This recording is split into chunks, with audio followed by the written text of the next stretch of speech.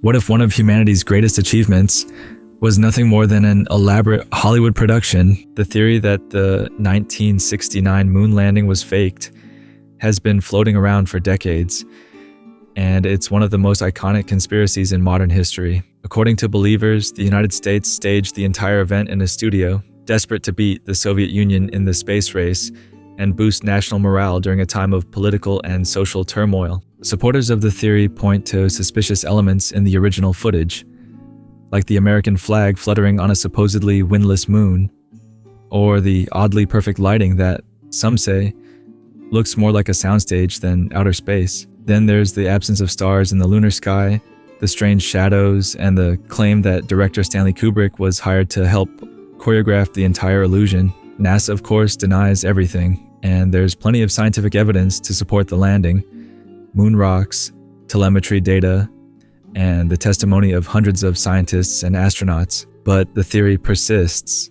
fueled by mistrust in authority and the strange allure of hidden truths. The real question isn't just, did we go to the moon? It's why so many people believe we didn't. Maybe it's because we love a mystery. Maybe it's because, deep down, part of us wants to believe that truth is stranger than fiction. And in a world where movies can make anything look real, maybe we're not so sure what's real anymore.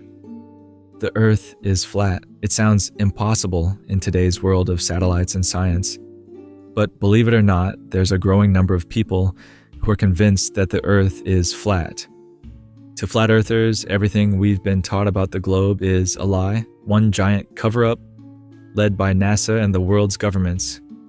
According to them, the Earth isn't a spinning ball in space. Instead, it's a flat, stationary disk with Antarctica forming an icy wall around the edges. The sky above, a dome, some call it the firmament, that covers us like a giant snow globe. Their evidence? They'll point to how the horizon always looks flat, not curved. They'll say planes never account for the Earth's supposed curve when flying, or that photos of Earth from space are digitally faked.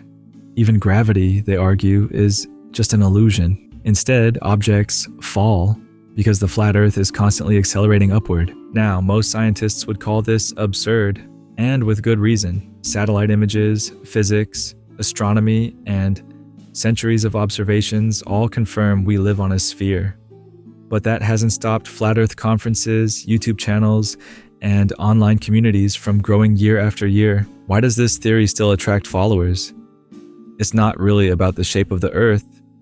It's about questioning everything. It's a deep-rooted mistrust in authority, science, and media. For some, it's a rebellion against being told what to believe. For others, it's the thrill of uncovering a truth they think no one else can see. It's not just a theory, it's a movement, a strange one, but a powerful reminder that in the age of information, belief can still defy evidence. Hollow Earth theory. What if the Earth isn't solid all the way through? What if there's an entire world hidden beneath our feet, complete with advanced civilizations, lush landscapes, and maybe even lost species?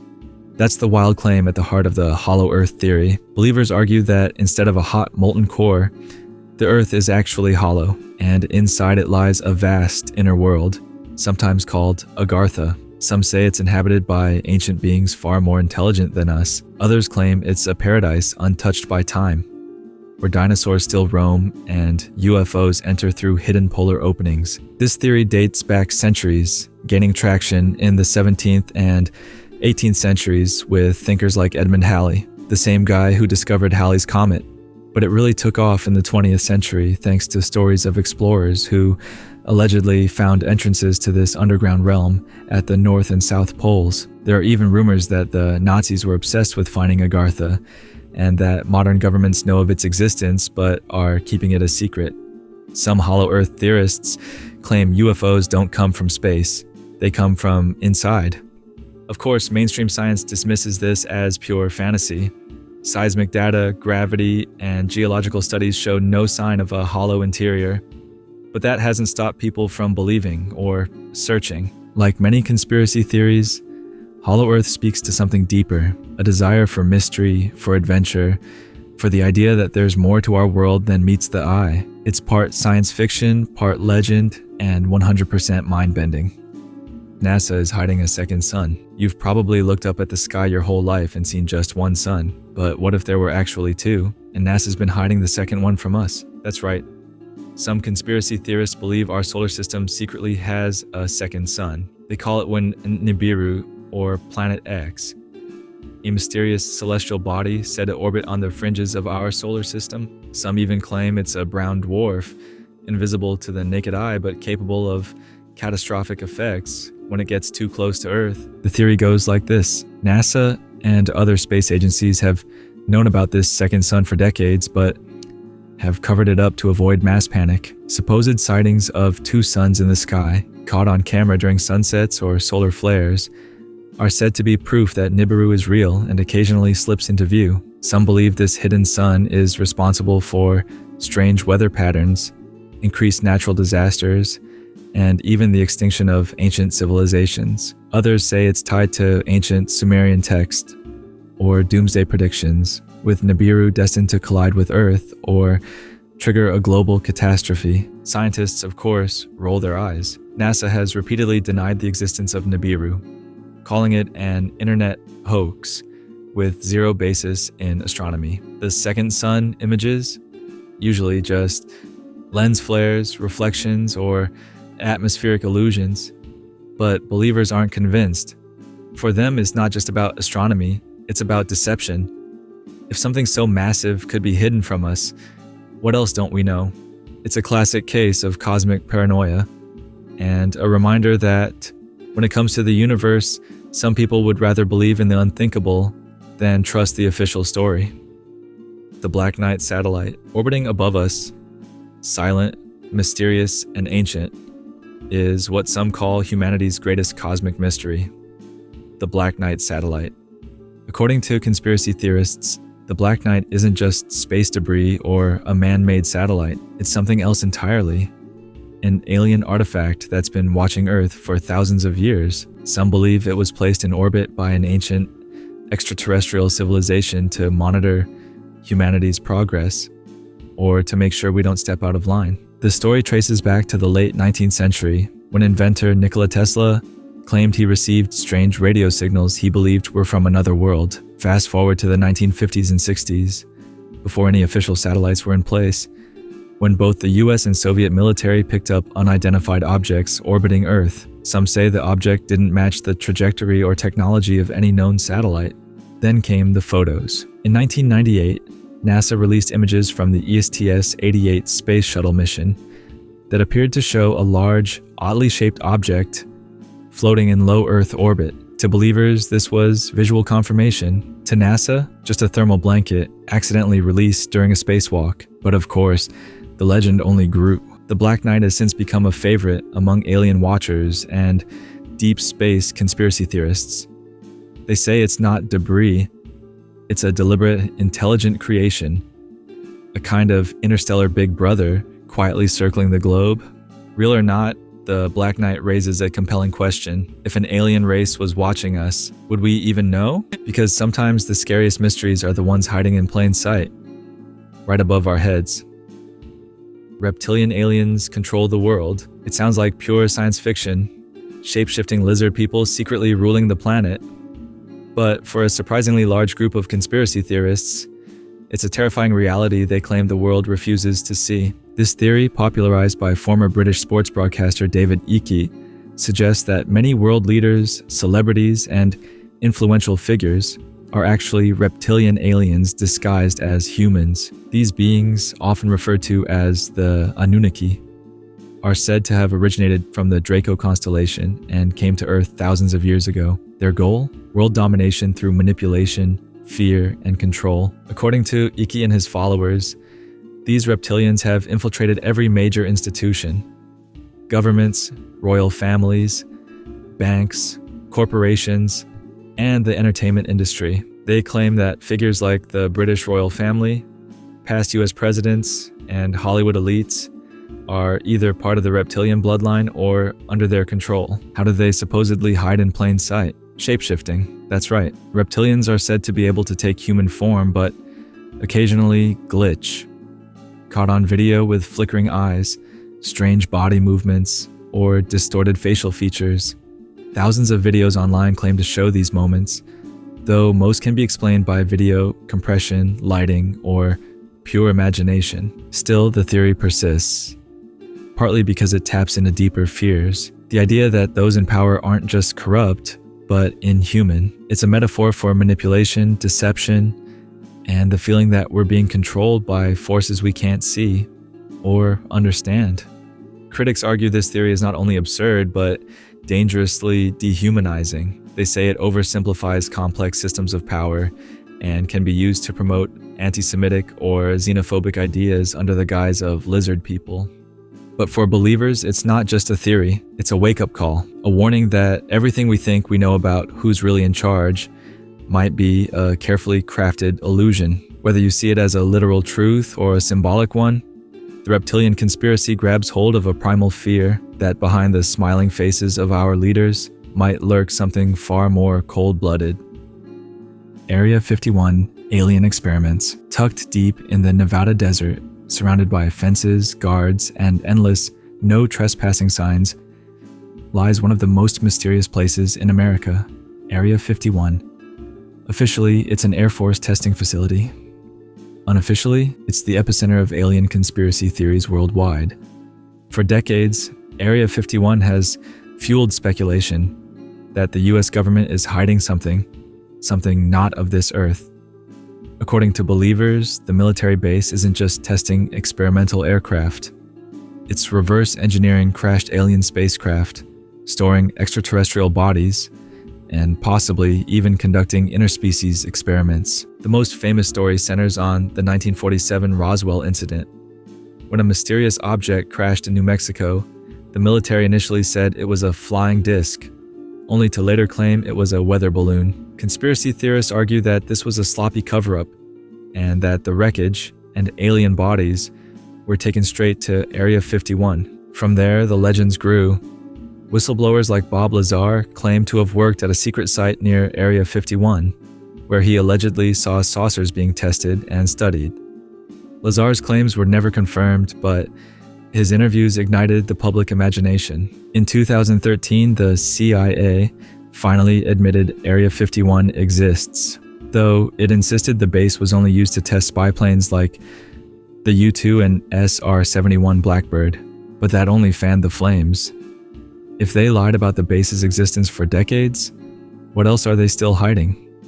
Strange lights in the sky, unidentified aircraft moving at impossible speeds, and heavily restricted airspace continue to draw UFO hunters and skeptics alike. Even the viral Storm Area 51 Facebook event in 2019, which started as a joke, reflected a deep cultural curiosity and suspicion. To believers, Area 51 isn't just a military base. It's the heart of a massive cover-up that goes far beyond classified aircraft. It's the smoking gun for those convinced we're not alone, and that someone doesn't want us to know. After all, if aliens did crash here, would the government really tell us? The Roswell UFO cover-up. It began with a crash out in the middle of the New Mexico desert in the summer of 1947. A local rancher discovered strange debris scattered across his property, metallic fragments, rubber strips, and foil-like material that didn't seem of this world. He alerted the authorities, and soon the military arrived, collected the wreckage, and made a stunning announcement. They had recovered a flying disc. That headline hit newspapers across the country. And then, just as quickly, the story changed. The US Army retracted the statement, saying it wasn't a UFO at all, but a weather balloon. Case closed. Or was it? For conspiracy theorists, that sudden reversal was the first clue. Over the decades, the Roswell incident became the foundation of modern UFO lore. Many believe that what really crashed wasn't a balloon, but an alien spacecraft. And not just one, but possibly two. Some even claim extraterrestrial bodies were recovered and taken to secret facilities like Area 51. The government's official explanation evolved over time. In the 1990s, they said it had been part of Project Mogul, a classified program using high-altitude balloons to detect Soviet nuclear tests. But by then, the damage, or perhaps the legend, was done. Eyewitnesses emerged claiming to have seen the wreckage, the bodies, even the transportation of strange cargo under armed guard. Books, documentaries, and dramatizations kept the story alive, turning Roswell into the UFO capital of the world. Skeptics dismiss it all as a mix of miscommunication, Cold War paranoia, and opportunistic storytelling. But to believers, Roswell wasn't just a cover-up. It was the beginning of a massive, decades-long deception about extraterrestrial life. Today, Roswell is more than a town. It's a symbol, a cultural crossroads where government secrecy, media spin, and the longing to know what's really out there collide. And in a world where truth often feels out of reach, the question still lingers: what really crashed in the desert that night? Humans are aliens on Earth. It's a theory that flips everything we think we know about human origins on its head. What if we're not from here? What if humans are the real aliens on Earth? This idea isn't just the stuff of sci-fi novels. It's a legitimate conspiracy theory that's gained traction in recent years. The core belief? Humans didn't evolve naturally on Earth like other species. Instead, we were either created, genetically modified, or transported here by an advanced extraterrestrial civilization, possibly thousands or even millions of years ago. Supporters of this theory point to a number of unusual things about humans that set us apart from every other animal on the planet.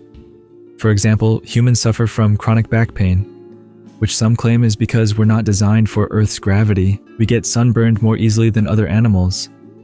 We need clothes to survive. We're born with oversized heads and require unusually long care from parents compared to other species. Then there's the argument about our intelligence. How do we go from primitive tools to smartphones, space travel, and artificial intelligence in just a few thousand years? Some suggest that kind of leap hints at outside interference, maybe genetic upgrades, maybe direct intervention. Others believe we were exiled here from another planet, castaways or criminals sent to a distant world to survive or perish. Some even tie this theory to biblical stories like the Garden of Eden, interpreting ancient texts as references to an off-world origin. Of course, the scientific consensus doesn't support any of this. Evolutionary biology provides a well-documented history of how humans emerged through natural selection, but the humans are aliens theory taps into something deeper: our sense of disconnection from nature, and our longing to understand why we often feel so out of place. It's a wild idea, but then again, what's wilder? That we came from the stars, or that we're still trying to remember who we really are? The moon is an artificial satellite. It lights up our night sky, controls the tides, and has inspired myths for thousands of years. But what if the moon isn't what we think it is? What if it's not a natural celestial body at all, but a massive artificial structure? According to this mind-bending theory, the moon may be a hollow engineered satellite, placed in orbit by an ancient alien race, or perhaps by a now lost advanced civilization from Earth itself. Think of it not as a rock, but as a spacecraft, observatory, or even a planetary control mechanism. One of the most cited pieces of evidence comes from seismic data. During the Apollo missions, astronauts placed seismometers on the moon's surface. When lunar modules intentionally crashed into the moon, the vibrations lasted longer than expected. NASA scientists famously said the moon rang like a bell. To some, this suggested a hollow interior, not a solid one, like a natural moon would have. Then there's the question of size and position. The moon is 400 times smaller than the sun, but it's also 400 times closer to Earth, making solar eclipses fit with eerie precision. Coincidence? Or cosmic design? Conspiracy theorists argue this mathematical convenience is too perfect to be natural. Some even claim ancient texts from cultures around the world speak of a time before the moon existed, hinting that it was placed in orbit later in Earth's history, possibly to influence human development. The theory goes even deeper. Some believe the moon is a surveillance station, monitoring us on behalf of extraterrestrial watchers. Others think it controls the human mind through subtle electromagnetic waves. Naturally, scientists dismiss all of this. The moon's composition, orbit, and formation are well studied. Most support the giant impact hypothesis, which suggests the moon was formed from debris after a Mars-sized body collided with Earth billions of years ago. But to the true believers, the moon's origin is still suspicious. They see it not as a rock, but a riddle a cold, silent machine watching us night after night. So the next time you look up at that glowing orb, ask yourself, is it a natural wonder or the ultimate alien Trojan horse? The Illuminati runs the world. It's the granddaddy of all modern conspiracy theories. The idea that a secretive, all-powerful group known as the Illuminati controls everything: politics, media, banking, wars, even pop culture. To believers, the world isn't run by elected officials or CEOs. It's run by the Illuminati pulling strings from behind the curtain. The origins of this theory go back to 1776, when a real secret society called the Bavarian Illuminati was founded in Germany. Its goal? To oppose religious influence and monarchic power. But the group was outlawed just a few years later, or so we're told. According to conspiracy theorists, the Illuminati never went away. Instead, it went underground, evolving into a global elite network working toward a new world order, a single authoritarian world government that controls all people, resources, and information. Signs of the Illuminati are said to be everywhere. The all-seeing eye on the US dollar bill, the pyramid symbol, and even certain hand gestures or fashion choices by celebrities are all cited as proof. Beyonce, Jay-Z, Kanye West, and countless others have been accused of being members, either willingly or as puppets. Then there's the claim that the Illuminati engineers global crises to manipulate the masses: financial crashes, pandemics, wars. According to the theory, these are not random but strategic tools to push society towards centralized control. Of course, critics argue that this theory is just a way to explain complex global systems with a simple, sinister narrative. Governments rise and fall, markets fluctuate, but to believers, it's all part of the plan. What makes the Illuminati conspiracy so enduring is its flexibility. Anytime something powerful or mysterious happens, it can be folded into the myth. And let's be honest, there's something oddly comforting about the idea that someone is in control, even if they're evil. Real or not, the Illuminati theory taps into our deepest fears of power, secrecy, and manipulation. Because sometimes the scariest part isn't thinking no one's in charge, it's believing that someone always is. The New World Order, NWO, whispers of a looming global government have circulated for decades. But for conspiracy theorists, it's not just a theory, it's already happening. They call it the New World Order, or NWO, and they believe it's the master plan behind world events, driven by a secret elite determined to control humanity. The concept is chilling. A single authoritarian regime that eliminates national sovereignty, abolishes personal freedoms, and establishes total surveillance over every individual on Earth. According to believers, this isn't some future dystopia. It's being built right now, piece by piece. The NWO theory suggests that global institutions like the United Nations, the World Bank, and the International Monetary Fund are not working to promote peace or stability, but rather to consolidate power under a small ruling class. Think global lockdowns, digital currencies, microchipping, social credit systems, all tools they claim to strip away autonomy. Many trace the roots of this theory back to moments like the formation of the Federal Reserve, the signing of the Patriot Act, or even speeches by politicians that mention a new world order in passing. These statements are seen not as coincidences, but as hints dropped by those in the know. To some, the NWO is connected to other theories: the Illuminati, Freemasons, and even extraterrestrials. It's a grand unification theory of conspiracies where everything connects: mass surveillance, NWO, global pandemics,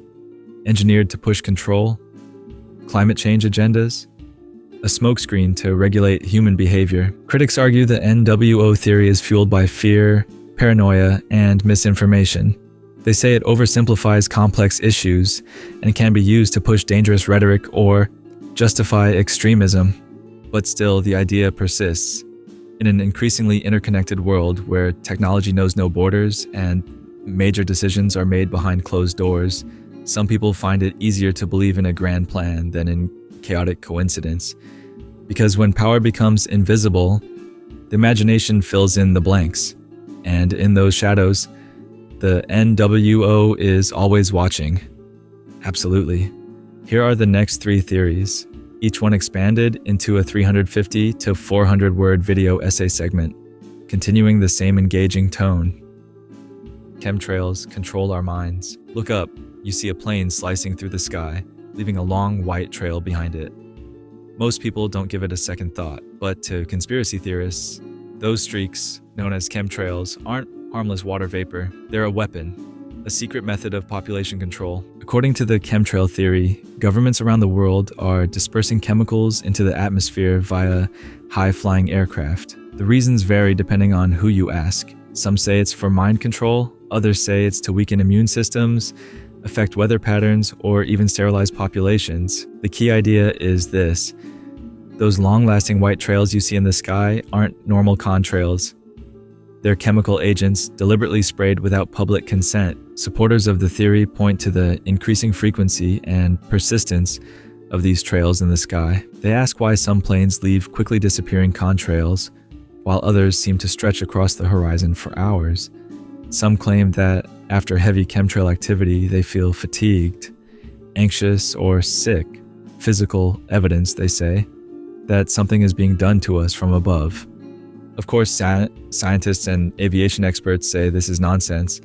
The trails are simply condensation, ice crystals formed when hot jet exhaust meets cold upper atmosphere air. Different conditions cause them to last longer or dissipate quickly. There's no credible evidence that these trails contain harmful substances, but for believers, the lack of transparency from governments and agencies only strengthens the suspicion. Why don't they investigate? Why don't they talk about it? In a world full of surveillance, manipulation, and corporate secrecy, chemtrails tap into a deeper fear that we're being experimented on without our knowledge, that the sky itself has turned against us. And once you start believing, every jet that passes overhead becomes part of a silent, sinister operation. JFK assassination by the CIA, November 22nd, 1963. Shots ring out in Dealey Plaza. President John F. Kennedy slumps over in his motorcade, and a stunned nation watches in horror. The official story: a lone gunman named Lee Harvey Oswald fired from the 6th floor of the Texas School Book Depository. But for millions of Americans, that explanation has never sat right. One of the most enduring and widely believed conspiracy theories is that the CIA was involved in JFK's assassination. Why would the US government take out its own president? The theories are as numerous as they are chilling. Some say JFK made too many enemies in high places. He was planning to pull out of Vietnam, crack down on the CIA after the Bay of Pigs fiasco, and challenge the Federal Reserve. He was even rumored to be pushing for full disclosure on UFOs. To the intelligence community, he may have been seen as a threat to the status quo. Proponents point to inconsistencies in the Warren Commission report, eyewitness accounts of shots coming from multiple directions, and the mysterious deaths of witnesses and insiders over the years. The infamous magic bullet theory, that one bullet caused multiple wounds in both JFK and Governor Connolly, has been mocked as implausible.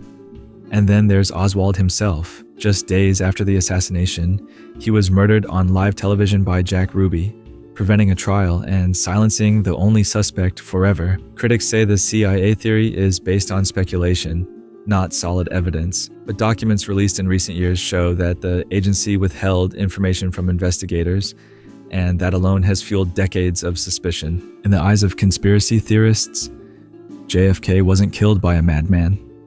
He was silenced by a machine, a warning to anyone who dares challenge the deep state. Project MKUltra still exists. Project MKUltra sounds like the plot of a dystopian thriller, but it was very real. In the 1950s and 60s, the CIA conducted mind control experiments on unwitting American citizens, using drugs like LSD, sensory deprivation, and psychological torture. The goal? To find ways to control and reprogram the human mind. Officially, the program was shut down in the 1970s after a congressional investigation. Documents were destroyed, a few agents testified, and the scandal was swept under the rug. But some believe MKUltra never really ended. It just went underground. According to modern conspiracy theorists, The project has continued under new names and expanded its reach. They claim it now uses far more advanced tools: digital media, electromagnetic frequencies, AI-driven psychological profiling, even smart devices. Some believe that celebrities and political figures are still being programmed through MK Ultra style techniques, which is why they sometimes behave strangely or seem to glitch on live TV. There are also stories of targeted individuals, people who believe they are being manipulated or harassed by invisible forces, hearing voices or experiencing thoughts that aren't their own. Many of them blame MK Ultra style experiments. The theory is often tied to pop culture. Films like The Manchurian Candidate and shows like Stranger Things draw directly from MK Ultra's legacy. It's a terrifying concept, a government turning its own citizens into weapons, puppets, or psychological test subjects. While skeptics argue there's no solid evidence MK Ultra still exists, the confirmed history of the program and the government's willingness to hide it gives the theory frightening credibility, because once you've admitted to trying to control minds, how can anyone be sure you ever stopped? FEMA camps for mass detainment. In the world of conspiracy theories, the Federal Emergency Management Agency isn't just a disaster response agency. It's the backbone of a secret plan to imprison American citizens en masse. According to this theory, FEMA has built hundreds of hidden concentration camps across the United States, complete with barbed wire, guard towers, and train tracks for transporting detainees. The supposed goal: to detain dissidents, political enemies, or even entire populations during a declaration of martial law. Some say the camps will be activated after a government-manufactured crisis, a fake terrorist attack, a pandemic, a massive economic collapse. When the time comes, the president will declare a national emergency, suspend the Constitution, and round up anyone who resists. Photos of fenced-in areas, abandoned warehouses, or military staging zones have been shared as evidence, often misattributed or taken out of context. Documents like REX 84, a real Cold War-era plan to handle civil unrest, have added fuel to the fire. Believers argue that FEMA has stockpiled coffins, built secret tunnels, and even marked homes with colored codes. To them, the signs are all around us. We're just too distracted to notice. Critics call it fear-mongering. They say the theory exploits mistrust in government and twists basic emergency preparedness into something sinister. But others argue, if the government was planning something like this, wouldn't they make it look normal? Whether it's paranoia or a warning, the FEMA camp theory taps into one of our deepest fears: the loss of freedom under the guise of safety. Because when a disaster strikes, who do you trust? The ones with the keys, or the ones building the cages? The government controls weather, HAARP. What if weather wasn't just a force of nature? What if storms, droughts, earthquakes, even hurricanes were being engineered? That's the premise behind one of the most dramatic conspiracy theories out there, that governments can control the weather using advanced technology, particularly through a project known as HAARP, the High Frequency Active Auroral Research Program. Located in Alaska, HAARP is an array of powerful antennas used to study the ionosphere, the upper layer of Earth's atmosphere. Officially, it's a scientific facility operated by various U.S. agencies for communications and defense research. But to conspiracy theorists, HAARP is something far more dangerous. They believe it can manipulate the weather by sending high-frequency radio waves into the atmosphere, disrupting natural systems. Some even claim HAARP can trigger earthquakes, create hurricanes, and steer jet streams, essentially playing God with the planet's climate. Why would they do this? Theories range from military use to population control to economic warfare. Some say HAARP has been used to punish rogue nations with floods or droughts. Others think it's responsible for unusual weather patterns or natural disasters conveniently timed with political events. Supporters point to strange cloud formations, unnatural temperature shifts, and the rise in extreme weather events as evidence. Videos of bizarre sky activity are often cited as proof that something unnatural is going on above us. Of course, scientists dismiss these claims. HAARP, they say, simply doesn't have the power or range to affect global weather systems, But the secrecy and high-tech nature of the project have made it a magnet for speculation. After all, when science meets mystery, conspiracy often fills in the gaps. And in a world where controlling the weather could mean controlling the world, it's no wonder this theory just won't die. Paul McCartney was replaced by a clone. Imagine this: one of the most iconic musicians in history secretly died at the peak of his fame, and no one noticed. That's the theory behind Paul is dead. Besides that, the long-standing belief that Paul McCartney of the Beatles died in 1966 and was secretly replaced by a lookalike. According to this theory, Paul was killed in a tragic car crash. Rather than announce his death and risk mass hysteria and the breakup of the band, MI5, or the Beatles management, depending on the version, decided to replace him with a double, a man named William Shears Campbell, sometimes called Billy Shears. He allegedly underwent plastic surgery and voice training to seamlessly take Paul's place. Conspiracy theorists point to countless clues hidden in the Beatles' music and album covers. The Abbey Road cover famously shows Paul barefoot and out of step with the others, interpreted as a funeral procession. On the Sgt. Pepper's album, Billy Shears is introduced in the lyrics, and the words "I buried Paul" are allegedly heard when Strawberry Fields Forever is played backward. Even his appearance, some claim, changes noticeably after 1966. Of course, Paul McCartney is very much alive today and has repeatedly laughed off the theory.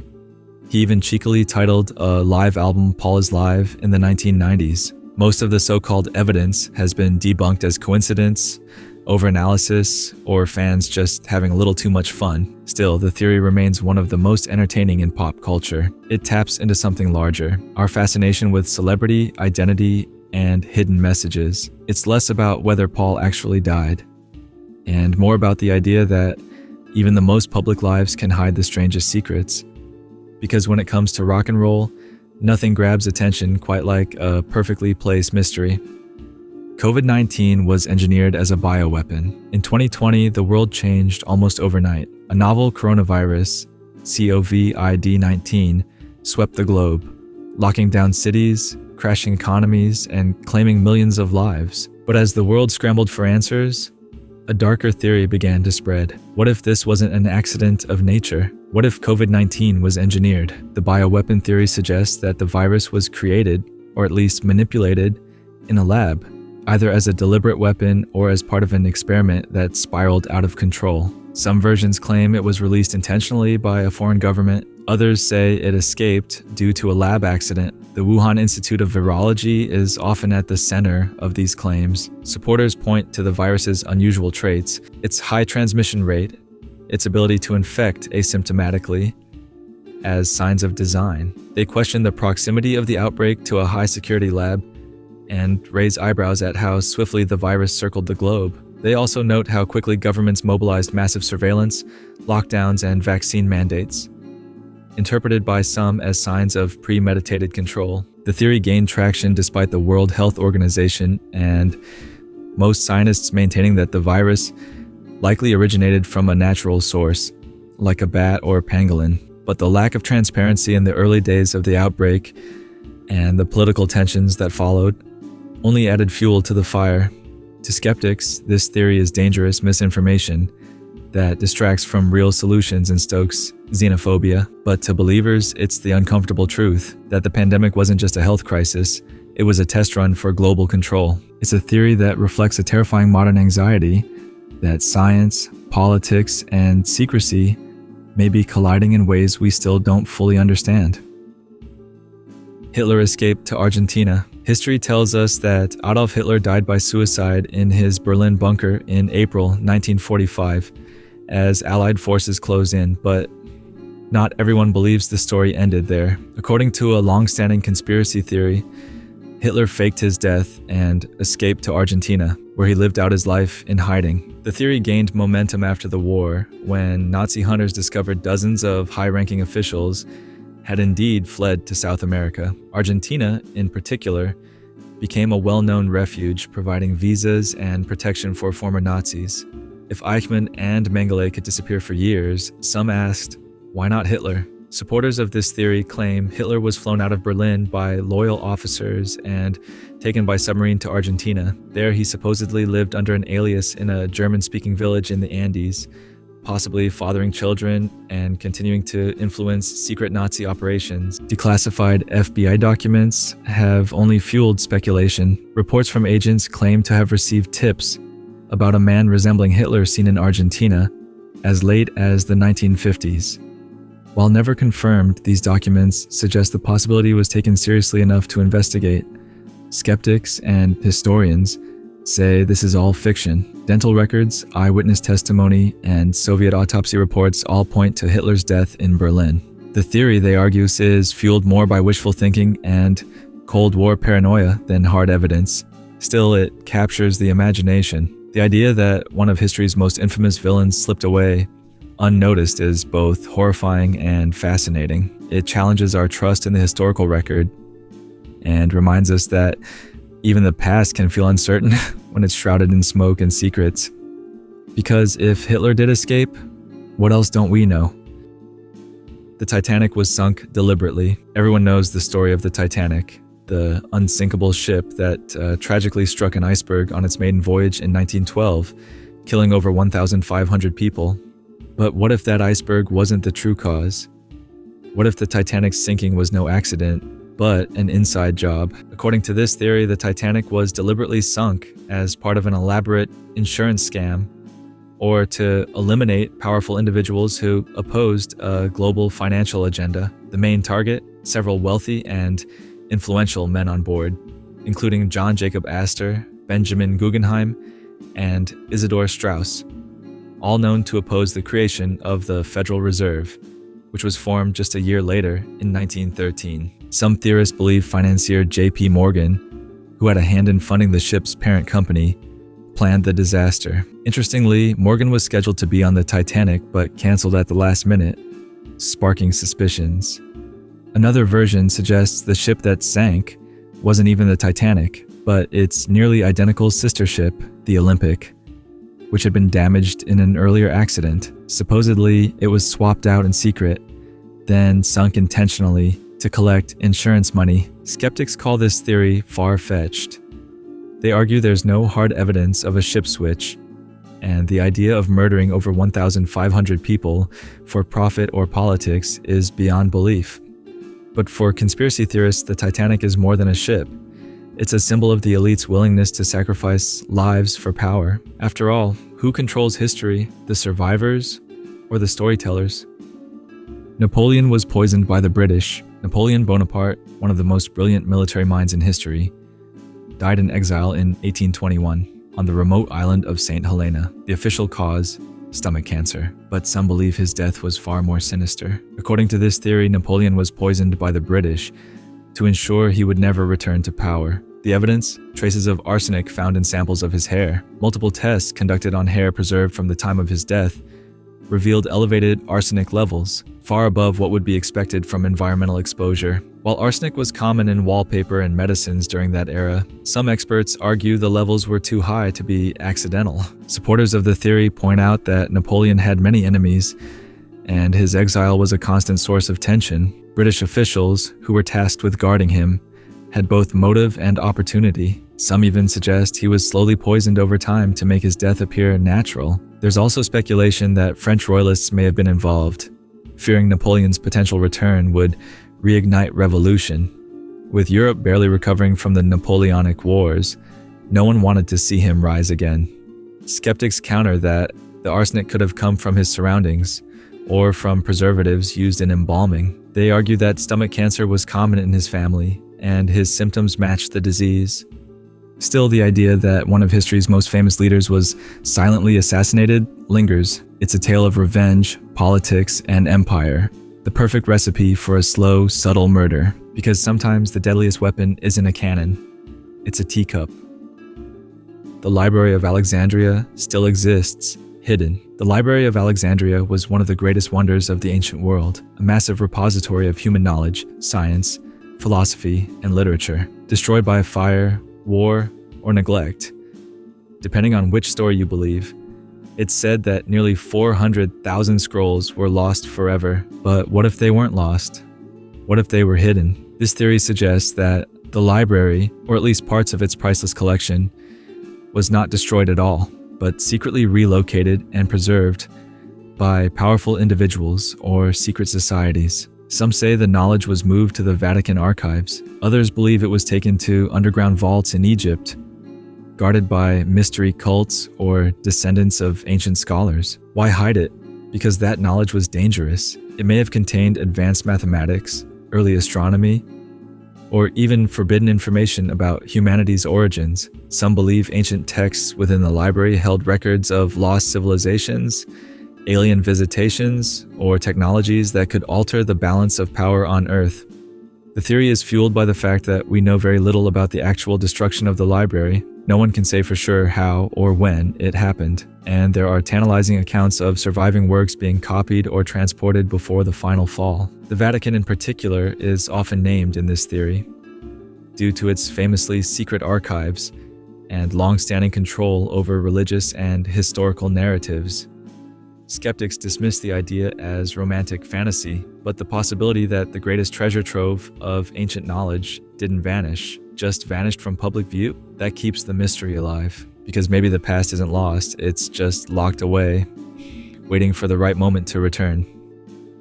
The American Civil War was about aliens. Most people believe the American Civil War was fought over slavery and states' rights, but according to one of the strangest conspiracy theories out there, it was actually about aliens. That's right.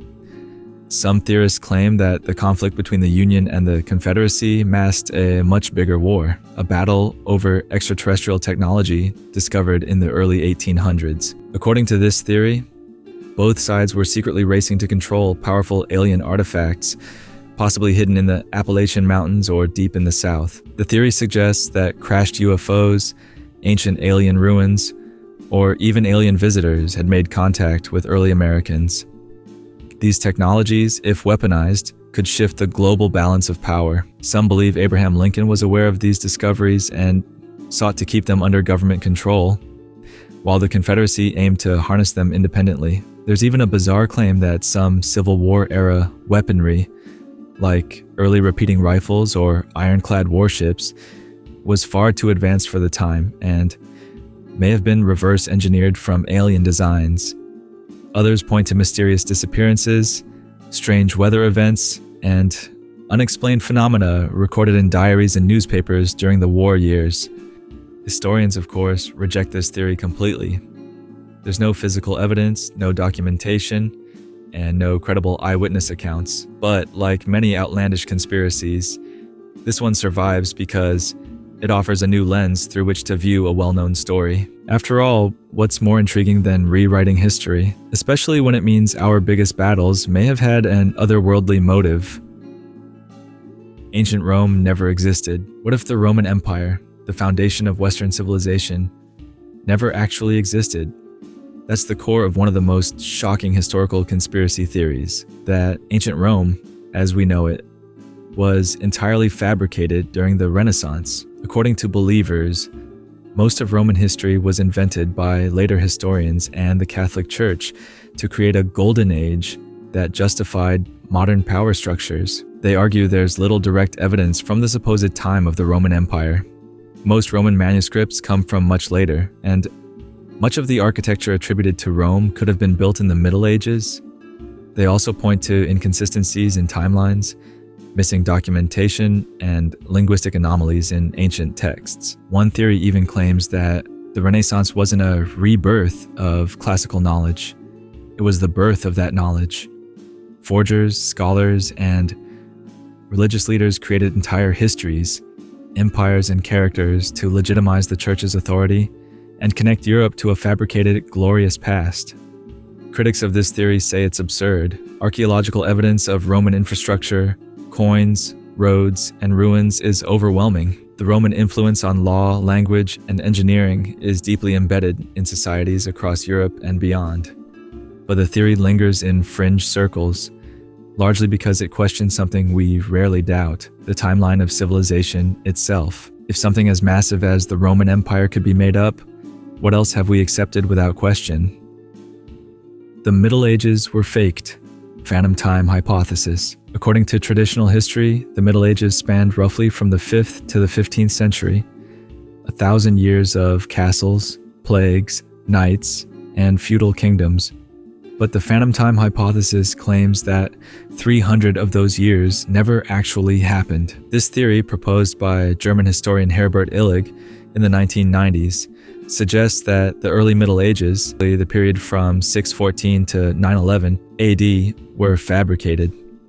In other words, we're actually living in the 1700s, not the 2000s. How could something like that happen? Illig theorized that Holy Roman Emperor Otto III, Pope Sylvester II, and the Byzantine Emperor Constantine VII conspired to rewrite history for political gain. Otto wanted to reign during the millennium year 1000, so they simply made up the years to match. Supporters argue there's a lack of archaeological and documentary evidence from this period. They claim buildings, coins, and art from those centuries are suspiciously scarce, and that certain historical figures, like Charlemagne, may have been entirely fictional. They also point to supposed astronomical inconsistencies in eclipse records and calendar systems that seem off by a few centuries. Even the Gregorian calendar reform, they argue, was built on a faulty timeline. Mainstream historians reject the theory entirely. They say the dating of the Middle Ages is supported by carbon dating,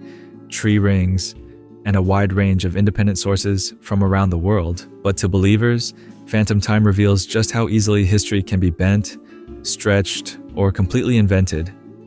It challenges our trust in the linear passage of time itself.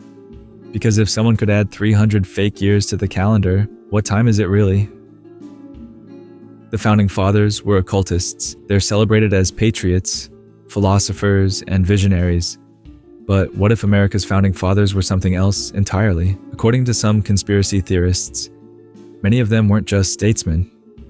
They were occultists deeply involved in secret societies, esoteric rituals, and even magical practices.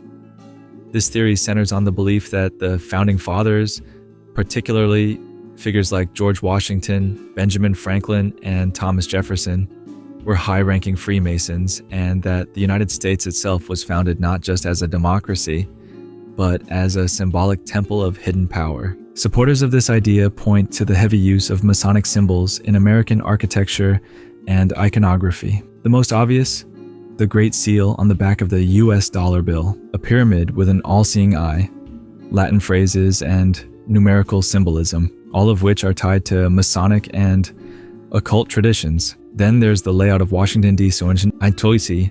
Some believe the city's design forms pentagrams, hexagrams, and other occult shapes when viewed from above. The cornerstone ceremonies for many government buildings, including the Capitol, were officiated by Freemasons using ancient rituals. Benjamin Franklin's name also fuels speculation. Not only was he a known Freemason, but he was associated with secret societies in Europe and even occult experiments. And in the 1990s, renovations at his former London residence uncovered human bones in the basement, adding a macabre twist to his legacy. Though historians attribute this to medical study, not ritual sacrifice. Skeptics say the Freemasons were simply a social club for Enlightenment thinkers, and that the symbolism used was more about philosophy and unity than anything sinister. But to believers, the occult fingerprints are everywhere, and intentional, because maybe the land of the free was designed not just for liberty, but as a stage for something far more hidden.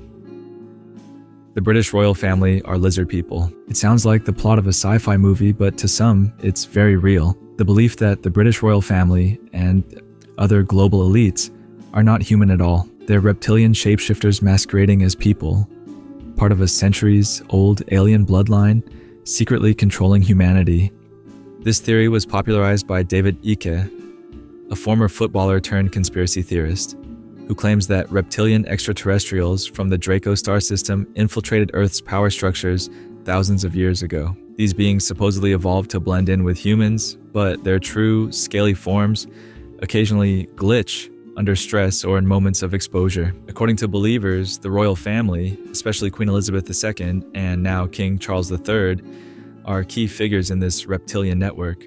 They're said to be part of a hybrid bloodline, bred to retain their ability to shapeshift and hold positions of influence. Supporters cite supposed slips during interviews, strange eye movements, and other glitches in videos as proof. They also point to ancient texts, myths about serpent gods, and recurring lizard symbolism in royal heraldry and architecture, the theory expands far beyond the British royals. Reptilians, it's said, also include US presidents, pop stars, and CEOs, all part of a cabal manipulating world events, feeding off fear and suppressing human potential. Critics dismiss the theory as absurd, unscientific, and potentially rooted in deeper prejudices. But to those who believe, it's not a joke. It's the ultimate explanation for the cold, calculated way global powers operate. Because if our rulers seem inhuman, maybe it's because they are. Abraham Lincoln was a vampire hunter. This one might sound like pure fiction, and to be fair, it started that way. But over time, a strange blend of satire, secret history, and online speculation has convinced some that maybe there's more truth to it than we think. The theory, inspired by the novel and film Abraham Lincoln, Vampire Hunter, suggests that Honest Abe didn't just fight to preserve the Union, he also waged a secret war against vampires who had embedded themselves in American society. According to the story, vampires had been exploiting slavery to create a supply chain of blood and labor. Lincoln, after witnessing a vampire attack as a child, dedicated his life to eradicating them. His political rise, abolitionist views, and tireless energy were driven by a hidden mission to end their reign of terror. Conspiracy theorists who have run with the idea point to Lincoln's gaunt appearance, secretive habits, and the intense, shadowy political climate of the 1860s. His mysterious dreams, personal losses, and philosophical writings are reinterpreted as signs of someone fighting a hidden war. The most intriguing detail, his assassination. In this theory, John Wilkes Booth wasn't just a Confederate sympathizer, he was working with the vampires. Lincoln, having exposed their network, had become too dangerous to live. Of course, this theory is rooted in fiction, but that hasn't stopped people from weaving it into real history. After all, conspiracy theories thrive on gaps in the record, mysterious deaths, and the romance of secret wars fought behind the scenes. Because sometimes the best way to explain a great man is with a great enemy.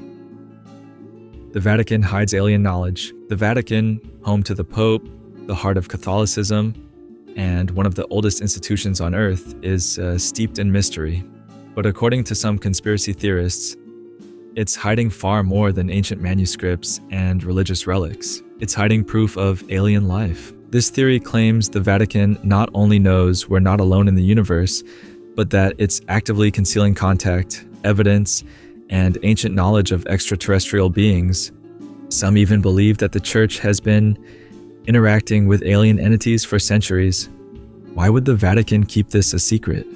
The idea is that revealing the truth about alien life would undermine core Christian teachings about humanity's special place in the universe. If intelligent life exists elsewhere, or had visited Earth before, the entire theological structure could collapse. One focal point of this theory is the Vatican Apostolic Archive, formerly called the Secret Archive, which holds over 50 miles of shelves containing documents going back more than 1,000 years. While scholars can access some materials, much of it is off limits to the public. What's in those sealed rooms? According to believers, maps of alien worlds, records of ancient UFO sightings, and suppressed texts describing alien encounters during biblical times. Another curious piece of evidence, the Vatican's interest in astronomy. It operates one of the oldest observatories in the world, and even co-owns a telescope in Arizona named LUCIFER. That's actually an acronym for a different instrument, but the name alone has fueled speculation. Critics call this theory baseless and sensational. But to those who believe, the Vatican isn't hiding a secret for its own sake. It's guarding the truth of our origins, our place in the cosmos, and a connection between divinity and something out there. Because what if the angels were astronauts all along? The Antichrist is already among us. In Christian prophecy, the Antichrist is a dark, messianic figure, a false savior who rises to power in the end times and leads humanity into chaos before being defeated by Christ.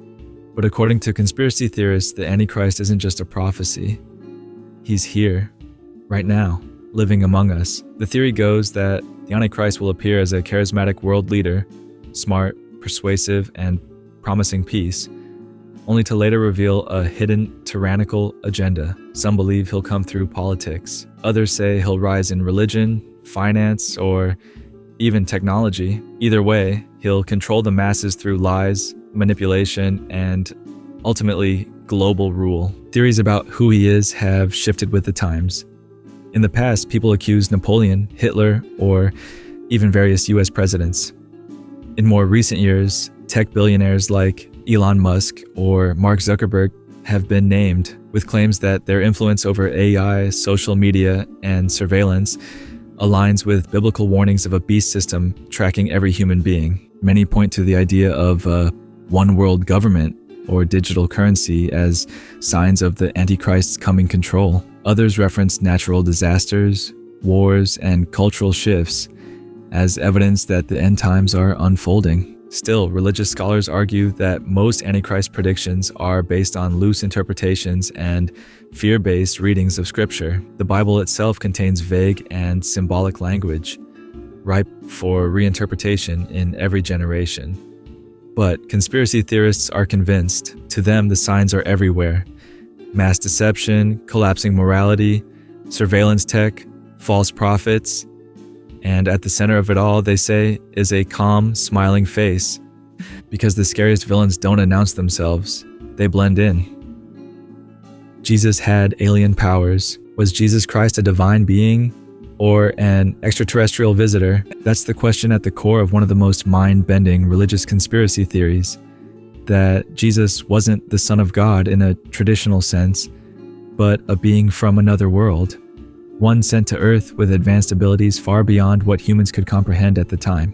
Supporters of this theory point to Jesus' miracles: walking on water, healing the sick, raising the dead, and ascending into the sky. To modern eyes, those acts could just as easily be seen as feats of alien technology, anti-gravity devices, molecular regeneration, energy manipulation. If Jesus came from a highly advanced civilization, those powers might have appeared divine to ancient humans. The theory also leans on ancient astronaut ideas, the belief that extraterrestrials have visited Earth throughout history and were mistaken for gods by early civilization. Texts like the Book of Enoch, excluded from the Bible, describe heavenly beings descending in chariots of fire, which some interpret as spacecraft. Even Jesus' transfiguration, glowing with radiant light and speaking with otherworldly figures, has been reimagined by some as a possible alien contact event. Critics, especially from religious circles, argue this theory is not only disrespectful,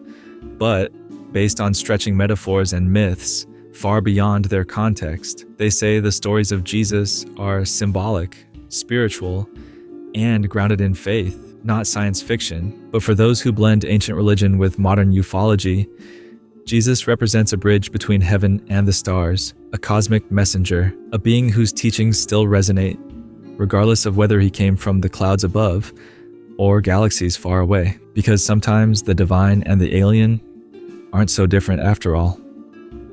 The Ark of the Covenant is hidden in Antarctica. The Ark of the Covenant, an ancient gold-covered chest said to contain the Ten Commandments, is one of the most legendary religious artifacts in human history, and according to some conspiracy theorists, it's not lost or destroyed.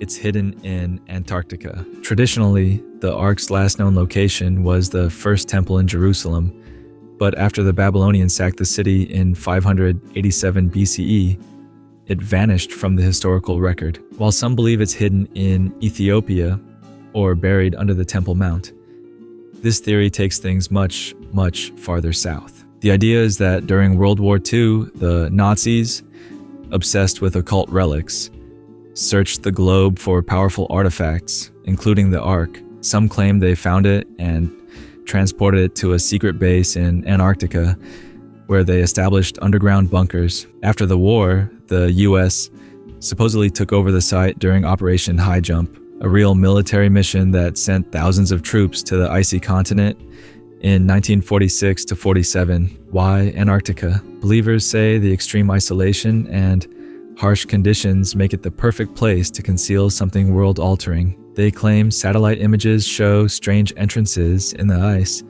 bizarre heat signatures, and even ancient pyramid-shaped structures, clues pointing to hidden knowledge or powerful technology. Skeptics argue there's zero evidence for any of this, and that the logistics of storing a wooden artifact in the frozen South for centuries don't make sense. Still, the idea persists, fueled by the mystery of the Ark, Nazi occult legends, and the secrecy surrounding Antarctica. Because what better place to hide something sacred and powerful than the last place anyone would look? The devil controls the music industry. Catchy beats, addictive hooks, massive influence. Music is one of the most powerful forces in the world. But according to some conspiracy theorists, the real mastermind behind the modern music industry is the devil himself. This theory isn't new. It stretches back centuries to the Faustian bargain, a deal with the devil in exchange for talent or fame. But in modern times, it's evolved into a full-blown narrative that claims artists are actively promoting satanic messages, participating in occult rituals, and selling their souls for success. Some point to lyrics that reference the occult, performances filled with dark symbolism, or music videos featuring pentagrams, horned figures, and references to possession or ritual. Artists like Jay-Z, Beyoncé, Kanye West, Lady Gaga, and even Billie Eilish have all been accused of participating in a shadowy, demonic agenda. At the center of this theory is the idea that fame comes at a cost, and that cost is spiritual. Artists who want to make it big, the theory claims, must perform rituals, attend secret ceremonies, or sign metaphorical or literal contracts that trade their soul for riches and influence. The theory often connects to the Illuminati or Freemasons, suggesting that the music industry is part of a broader plan to corrupt society, especially through youth culture. Subtle messages about rebellion, lust, or violence are seen as tools to normalize evil and lead listeners away from morality. Critics call this theory moral panic with a new face. Throughout history, music has always been accused of corrupting youth, from jazz to rock to hip-hop. But for believers, the signs aren't just metaphorical. They're flashing in neon, because maybe the devil's greatest trick wasn't convincing the world he didn't exist, but getting us to sing along. Secret messages are hidden in the Bible. The Bible is the most read book in human history, but some believe that its real meaning isn't in the words we read, but in the hidden codes buried beneath them. According to this theory, the Bible contains secret messages, encrypted texts, future prophecies, or ancient knowledge that were deliberately embedded by divine forces or ancient scribes. These aren't just metaphors or parables.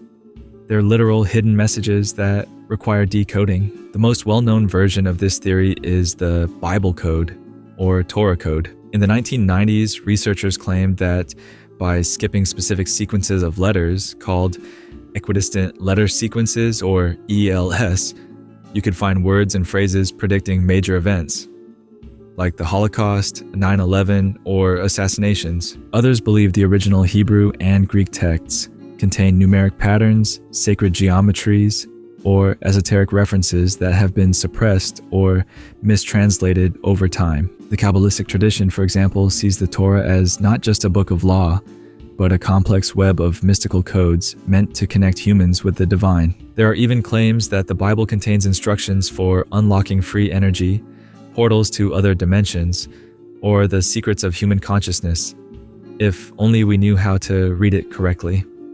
Skeptics argue that these patterns are coincidences, statistical anomalies found by cherry-picking data. They also note that different translations, spellings, and manuscripts make consistent decoding nearly impossible. But for believers, the Bible isn't just a spiritual guide, it's a cipher, a message hidden in plain sight, waiting to be unlocked by those with eyes to see. Because what if the truth isn't lost, just encoded?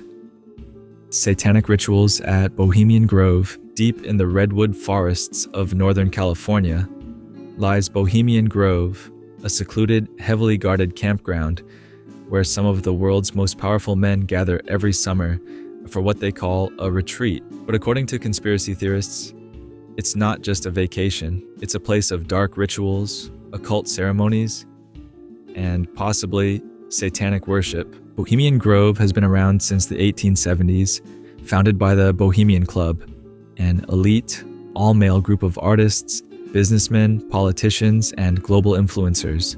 Presidents, CEOs, and military leaders have all been confirmed attendees, including Richard Nixon, Ronald Reagan, and George H.W. Bush. The conspiracy begins with what's known as the Cremation of Care, an elaborate ceremony that kicks off the gathering. Attendees don robes and burn an effigy at the base of a giant 40-foot stone owl, said to represent wisdom. Officially, it's a symbolic letting go of worldly concerns, but to many, it looks eerily like a pagan or even satanic ritual. Alex Jones famously infiltrated the Grove in 2000 and released grainy footage of the ceremony, which sparked a wave of suspicion. What kind of club reenacts mock human sacrifices with fire, chanting, and robes? And why are so many powerful figures involved? Theories suggest that Bohemian Grove is more than a playground for the elite. It's a secret site where global decisions are made,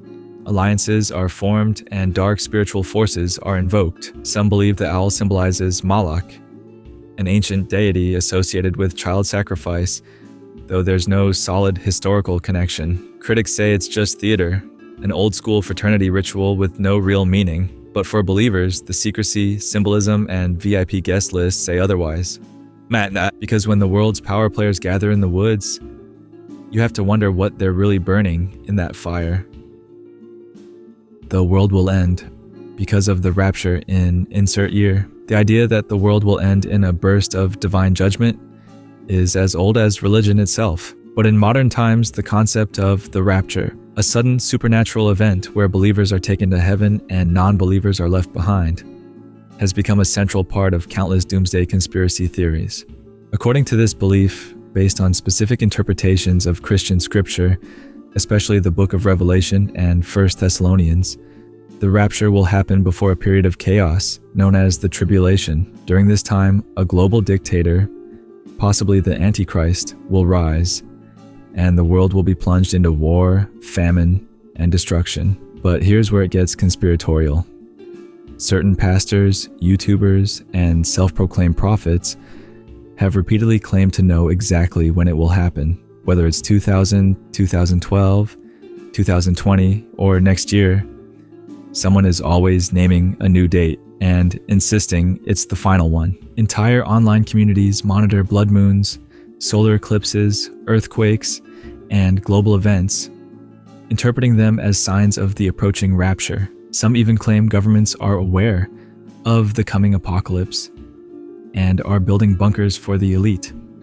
To critics, these predictions are based on fear, not faith. They argue that no biblical text gives a concrete timeline and that failed predictions discredit the whole idea. But for believers, the signs are everywhere. Moral decay, global unrest, pandemics, and an increasingly interconnected world. They see prophecy unfolding in real time and believe the elite are hiding the truth, or worse, preparing for it in secret. The rapture theory taps into our deepest fears and hopes that justice is coming, that evil will be punished, and that maybe, just maybe, we'll be spared, because when the end is near, everyone wants to be on the right side of the sky. The Pope is an alien. It's one of the most outrageous conspiracy theories out there, and that's saying something. According to this claim, the Pope, yes, the Pope, is not just the head of the Catholic Church. He's an extraterrestrial being disguised as a human. Supporters of this theory argue that the Vatican's deep involvement in astronomy, secrecy, and global influence points to something otherworldly. They believe the Pope is either a representative of an alien race, a hybrid being, or even a shapeshifter sent to guide or control humanity under the guise of religion. Why would aliens bother infiltrating religion? Because religion shapes billions of minds. If you want to influence the planet, what better role to play than a spiritual leader revered by millions? Some believers point to the Vatican's fascination with the cosmos. As mentioned earlier, the Vatican owns several observatories and has held conferences discussing the possibility of alien life. They even have an official astronomer who has publicly stated that belief in aliens doesn't contradict Catholicism. This openness, according to the theory, is suspicious, not evidence of curiosity, but familiarity. There are also references to the Pope's sometimes inhuman composure, cryptic gestures, and even the unusual design of the Vatican audience hall, which some say resembles a serpent's head, a symbol often tied to reptilian aliens. Of course, there's zero credible evidence for this theory. Most of it is built on symbolic interpretations, visual coincidences, and a deep suspicion of religious authority. But to true believers, the Pope isn't leading people to salvation. He's leading them under a cosmic deception, one that stretches far beyond earthly borders. Because sometimes the most powerful leaders don't just answer to heaven, but to something far stranger. The Freemasons worship Lucifer. The Freemasons are one of the oldest and most mysterious fraternal organizations in the world. With roots stretching back centuries, they've been linked to everything from political revolutions to the construction of major landmarks. But one of the darkest theories surrounding them is that, at their highest levels, the Freemasons don't just practice ancient rituals, they worship Lucifer. This theory comes from a mix of misunderstood symbolism, cryptic writings, and selective quotes. One infamous line often cited is attributed, often falsely, to 19th century Freemason Albert Pike, allegedly stating that Lucifer is God. Though this quote has been widely debunked, it continues to circulate in conspiracy circles. Freemasonry uses a lot of esoteric imagery, the all-seeing eye, the square and compass, and references to light and darkness. Conspiracy theorists interpret these as evidence of occult knowledge and Luciferian worship. The idea is that light doesn't refer to wisdom, but to enlightenment from the light bringer himself, Lucifer. The theory also claims that while lower-level Masons are unaware, the highest degrees, particularly in the Scottish Rite, are where the true allegiance to Lucifer is revealed. Some even link this belief to alleged satanic global control networks involving the Illuminati and other secret societies. Critics say this is nothing more than fear-based mythology. Freemasons officially deny any connection to Satanism or Luciferianism, stating that their teachings are moral, symbolic, and non-religious. Many Freemasons are Christians, Jews, and Muslims. Still, the secrecy and rituals give fertile ground for speculation. After all, when your organization spans centuries and swears members to silence, it's only a matter of time before people start asking what you're really hiding. Because when light and darkness blur, who decides which side you're on? The Denver Airport is an Illuminati bunker. Denver International Airport, DIA, is a massive modern structure with more runway than it probably needs, and a budget that went billions over during construction. But what really draws attention is its weirdness. Murals of burning cities, statues of demonic horses, and underground tunnels. That's why conspiracy theorists believe DIA is more than an airport. It's an Illuminati bunker. Let's start with the art. Inside the airport are murals that seem more suited to a dystopian novel than a travel hub. One depicts children in coffins, cities on fire, and soldiers in gas masks. Another shows people rejoicing under a rainbow after the apparent defeat of a global military force. Some interpret these as visual representations of population control, global genocide, and a new world order rising from the ashes. Then there's the infamous blue horse statue outside, Blucifer, as locals call it. It's a 32-foot tall, glowing-eyed stallion that killed its creator when a piece of it fell on him during construction. Some see this as a cursed symbol, others as a marker of death and apocalypse. But the real mystery is underground. The airport has an extensive network of tunnels and unused buildings beneath it. Officially, they're for baggage and utility systems, but believers claim they're bunkers for global elites to escape to in case of catastrophe, or even the headquarters of the Illuminati. The capstone of the airport also mentions a New World Airport Commission, an organization that doesn't exist. For conspiracy theorists, that's not just a quirky name, it's a secret signature. Airport officials have leaned into the rumors with tongue-in-cheek posters and exhibits, but that hasn't stopped speculation. Because when a place this strange is filled with symbolism, secrecy, and skull-shaped runways, maybe it's more than just a place to catch a flight. There's a secret civilization underneath the Earth. Most people believe the Earth's core is molten rock and iron, but to believers in the Hollow Earth theory, it's something else entirely, home to a hidden civilization.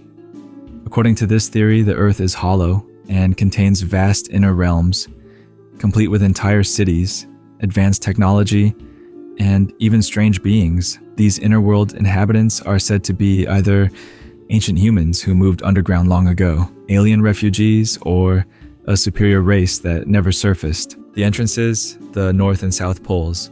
Some versions claim those areas are off-limits to civilians for this very reason. Satellite photos of the poles are often cited as suspiciously edited or obscured.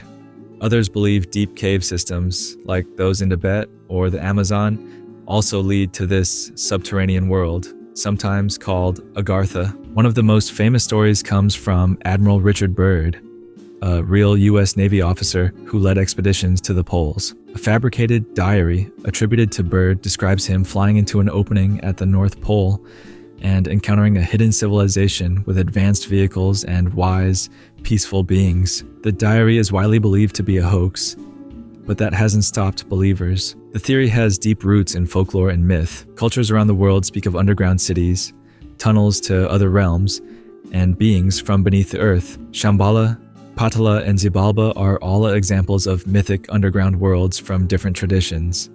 Scientists, of course, reject the theory. Seismic studies show no hollow areas inside the planet, and there's no physical evidence. But that doesn't stop people from wondering, because if we've only explored a tiny fraction of the oceans and caves, who's to say something incredible isn't waiting below? The US presidents are all related. What if democracy is just an illusion? What if, despite elections and party lines, every US president, regardless of background or beliefs, is part of the same family tree? According to this bizarre yet surprisingly persistent theory, nearly all American presidents are blood relatives, tracing their lineage back to a single royal ancestor, King John of England, the infamous monarch who signed the Magna Carta in 1215. In 2012, a 12-year-old student named Bridget d'Avignon created a stir by claiming she had traced the family trees of 43 out of 44 U.S. presidents to King John. While genealogists debated the accuracy of her method, the theory took off, bolstered by the idea that America's leaders of the free world may have never been as independent as we thought. Supporters claim this hidden lineage proves a secret ruling class has always been in charge, an elite bloodline that stretches across time, continents, and governments. Yet, they argue that power isn't earned, it's inherited. Some even connect this to ancient bloodlines like the Merovingians or descendants of Atlantis. It's not just about family ties. Conspiracy theorists believe this elite lineage is part of a broader plan, maintaining global control through politics, finance, and war. Presidents are merely actors, figureheads chosen from the same royal stock, regardless of political party. Critics argue that if you go back far enough, everyone shares common ancestors, especially within European-descended populations. Genealogy can reveal surprising connections, but that doesn't mean there's a global conspiracy. Still, to believers, the idea that American leadership has royal roots isn't just ironic, it's deeply suspicious. Because if every president shares the same blood, how much freedom do we really have? The Georgia Guidestones were built by a cult. In the middle of a field in rural Georgia stood one of America's most mysterious monuments, the Georgia Guidestones, often called the American Stonehenge. These towering granite slabs were inscribed with cryptic commandments in 8 languages, and for decades, no one really knew why they were there. Erected in 1980, the Guidestones listed 10 guiding principles for humanity. Some of them seemed harmless, like protect people and nations with fair laws, but others were far more chilling. The very first commandment, maintain humanity under 500 million in perpetual balance with nature. That's right. Yes, so the first guideline called for a 90% reduction in the global population. The monument was commissioned by a man using the pseudonym R.C. Christian, who claimed to represent a group of loyal Americans with a vision for rebuilding civilization after a global catastrophe. To this day, their true identities remain unknown. Conspiracy theorists quickly labeled the Guidestones a manifesto for the New World Order, a coded plan for global depopulation and authoritarian rule. Some believe the monument was built by a secret cult of elites who saw themselves as stewards of humanity's future. The site also included an astronomical calendar and a time capsule, never opened, only adding to the mystique. Strange symbols and the use of multiple languages fueled speculation that this was no local project. It was a global message from a shadowy group. In 2022, the Guidestones were heavily damaged in a bombing and later demolished. But even their destruction became part of the theory. Was it a random act, or a signal that phase 2 of the plan was about to begin? To critics, the stones were just a philosophical art piece with poor PR. But to believers, they were a warning. Or worse, a blueprint, because sometimes the future is carved in stone for those who know where to look. Skull and Bones. Society controls U.S. policy. At Yale University, behind a windowless, tomb-like building, lies one of the most secretive and elite college societies in America, Skull and Bones. And according to conspiracy theorists, its members don't just graduate with prestige, they go on to run the country. Founded in 1832, Skull and Bones has counted among its members presidents, Supreme Court justices, CIA directors, and Wall Street titans. George H.W. Bush, George W. Bush, and John Kerry are all confirmed bonesmen. That alone has raised eyebrows. But what really fuels the conspiracy is the secrecy. New members are selected in their junior year during a process called tapping. They attend bizarre rituals, swear lifelong loyalty, and take part in activities rumored to involve mock coffins, skulls, and cryptic oaths. What happens inside the tomb stays inside the tomb. Conspiracy theorists argue that Skull and Bones is more than a fraternity. It's a recruitment ground for the ruling elite. Its members allegedly hold key positions in government, finance, media, and intelligence, creating a powerful inner circle that influences major U.S. policies behind the scenes. Some even claim that Skull and Bones is tied to the Illuminati or other globalist agendas. The goal? Not just political success, but control over democracy itself through coordinated generational influence. Skeptics say the theory overstates the society's power. Yes, many members become successful, but that's more about Yale's elite network than secret world domination. They argue that ritualistic weirdness doesn't equal a conspiracy. Still, it's hard to ignore the patterns, the recurring names, the revolving doors between politics and finance, the quiet, enduring legacy of one little room in New Haven. Because when the same club keeps producing world leaders, you have to ask what they're being taught inside. The Bilderberg Group decides global events. Every year, a few hundred of the world's most powerful individuals gather in secret at a 5-star hotel somewhere around the globe. No press, no recordings, no public agenda. It's called the Bilderberg Meeting, and according to conspiracy theorists, it's where the real decisions about the future are made. Founded in 1954, the Bilderberg Group includes political leaders, business moguls, tech executives, royalty, and academics. Past attendees have included Bill Clinton, Angela Merkel, Jeff Bezos, and members of European royalty. Officially, the meeting is a closed-door think tank meant to encourage informal dialogue on global issues.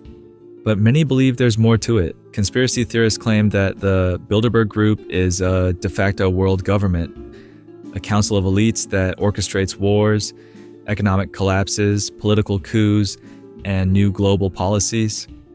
They say elections are just theater. The real decisions are made at Bilderberg.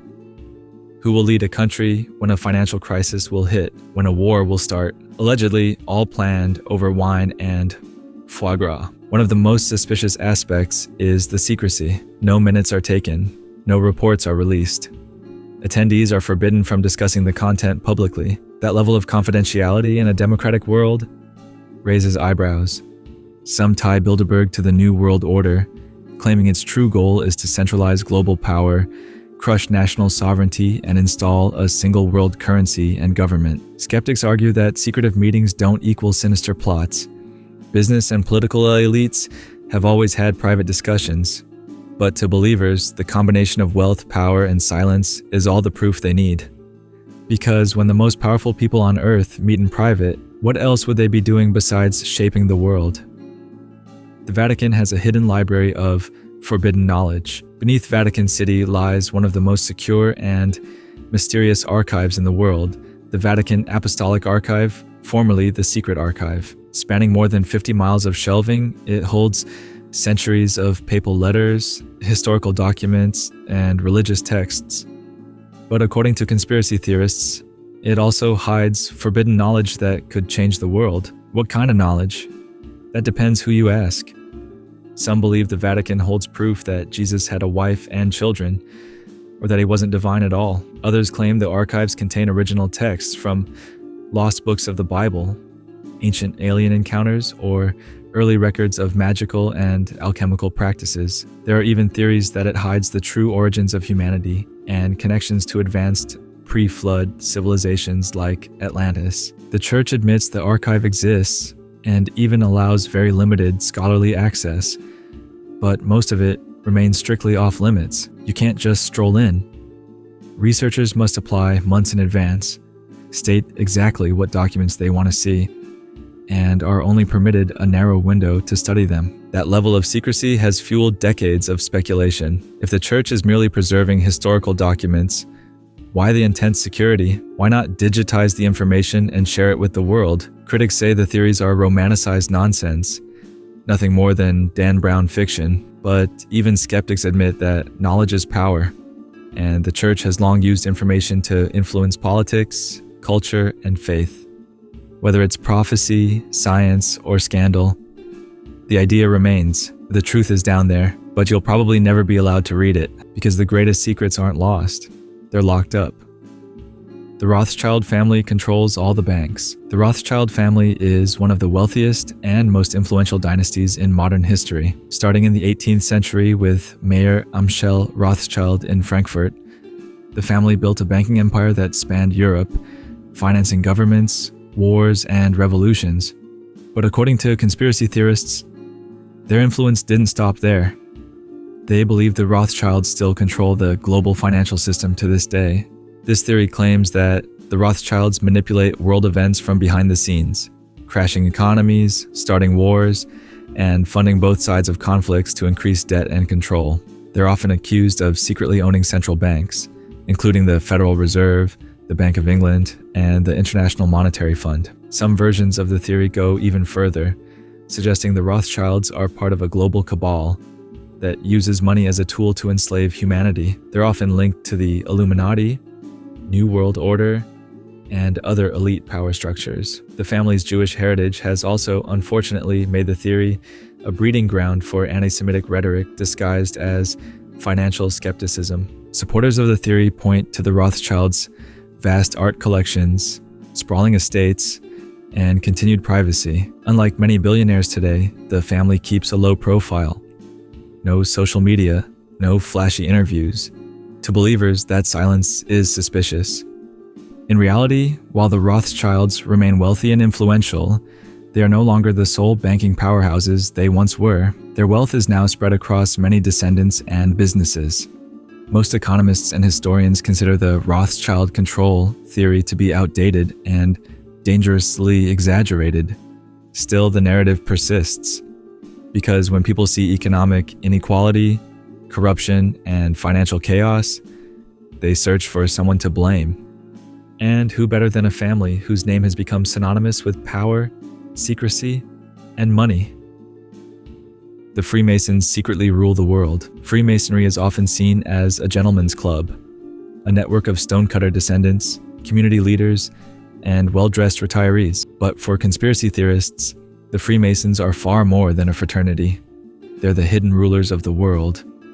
According to this theory, Freemasons have infiltrated nearly every pillar of global power: politics, banking, media, religion, and even the military. Their influence supposedly extends back centuries, manipulating wars, revolutions, and major events to establish a long-term plan for a one-world government, sometimes called the New World Order. Supporters point to the widespread use of Masonic symbols in plain sight. The all-seeing eye and pyramid on the US dollar bill, Masonic. The layout of Washington, D.C., allegedly filled with Masonic geometry. Even the cornerstone ceremonies for major buildings, including the U.S. Capitol, have been led by Freemasons. Many American presidents, Supreme Court justices, and world leaders have been confirmed Freemasons. That's not a conspiracy. It's a fact. But theorists argue that this isn't just a coincidence. It's part of a coordinated plan to maintain global control from the shadows. The secrecy surrounding Freemason rituals also fuels suspicion. Ceremonies involve symbolic death and rebirth, passwords, handshakes, and levels of initiation, elements that have been interpreted as occult or even Luciferian by outsiders. Freemasons deny all allegations of conspiracy. They say their society is about personal improvement, ethics, and brotherhood, not world domination. But for believers, the most powerful movements in history, from revolutions to corporate empires, weren't random. They were carefully planned by men wearing aprons and rings, whispering behind closed doors, because when power is hidden in plain sight, it's easy to miss until you know where to look. The Bohemian Club practices occult magic. Each July, in the woods of Northern California, some of the most powerful men in the world disappear into a 2,700-acre private redwood forest.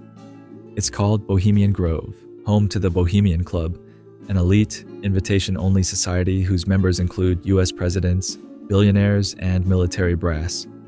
And according to conspiracy theorists, these men aren't just toasting wine and playing music, they're practicing occult magic. The most famous ritual at Bohemian Grove is the cremation of care, in which robed figures perform a mock sacrifice before a massive stone owl. The ceremony is said to symbolize the shedding of worldly burdens, but to observers, it looks disturbingly like pagan worship, or worse, satanic ritual.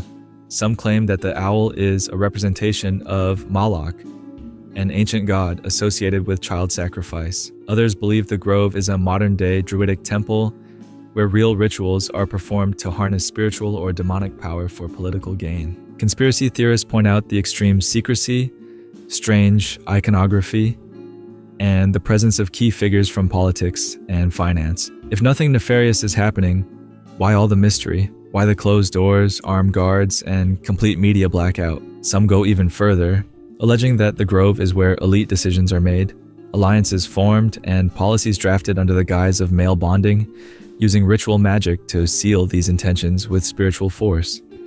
Of course, club members and defenders say it's all theater, quirky traditions with no deeper meaning, just grown men blowing off steam in the woods. But for believers, it's no coincidence that such powerful individuals gather year after year to chant, burn effigies, and dress in robes.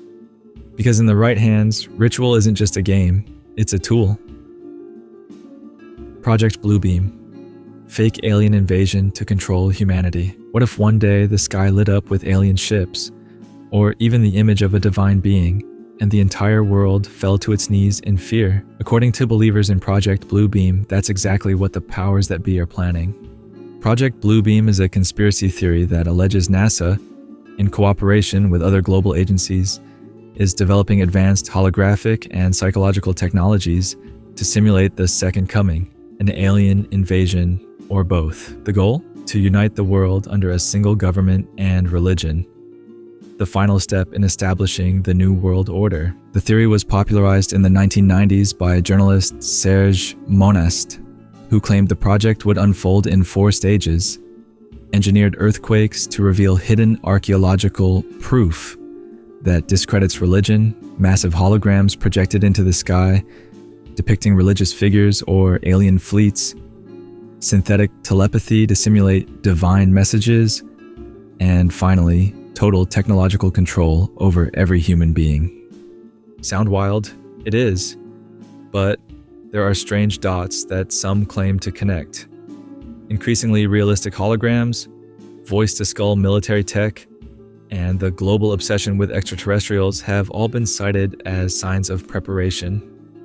Proponents argue that a fake alien invasion or messianic return could be the perfect global crisis, big enough to terrify people into surrendering their rights, freedoms, and nations in exchange for safety. Skeptics call it science fiction with a paranoia problem. There's no hard evidence for Bluebeam, and most of the supposed tech would require science decades beyond what we currently have. Still, the idea of controlling the masses through illusion, fear, and spectacle hits close to home in the age of misinformation and media manipulation, because if you can fake an invasion from the heavens, you can make anyone believe anything.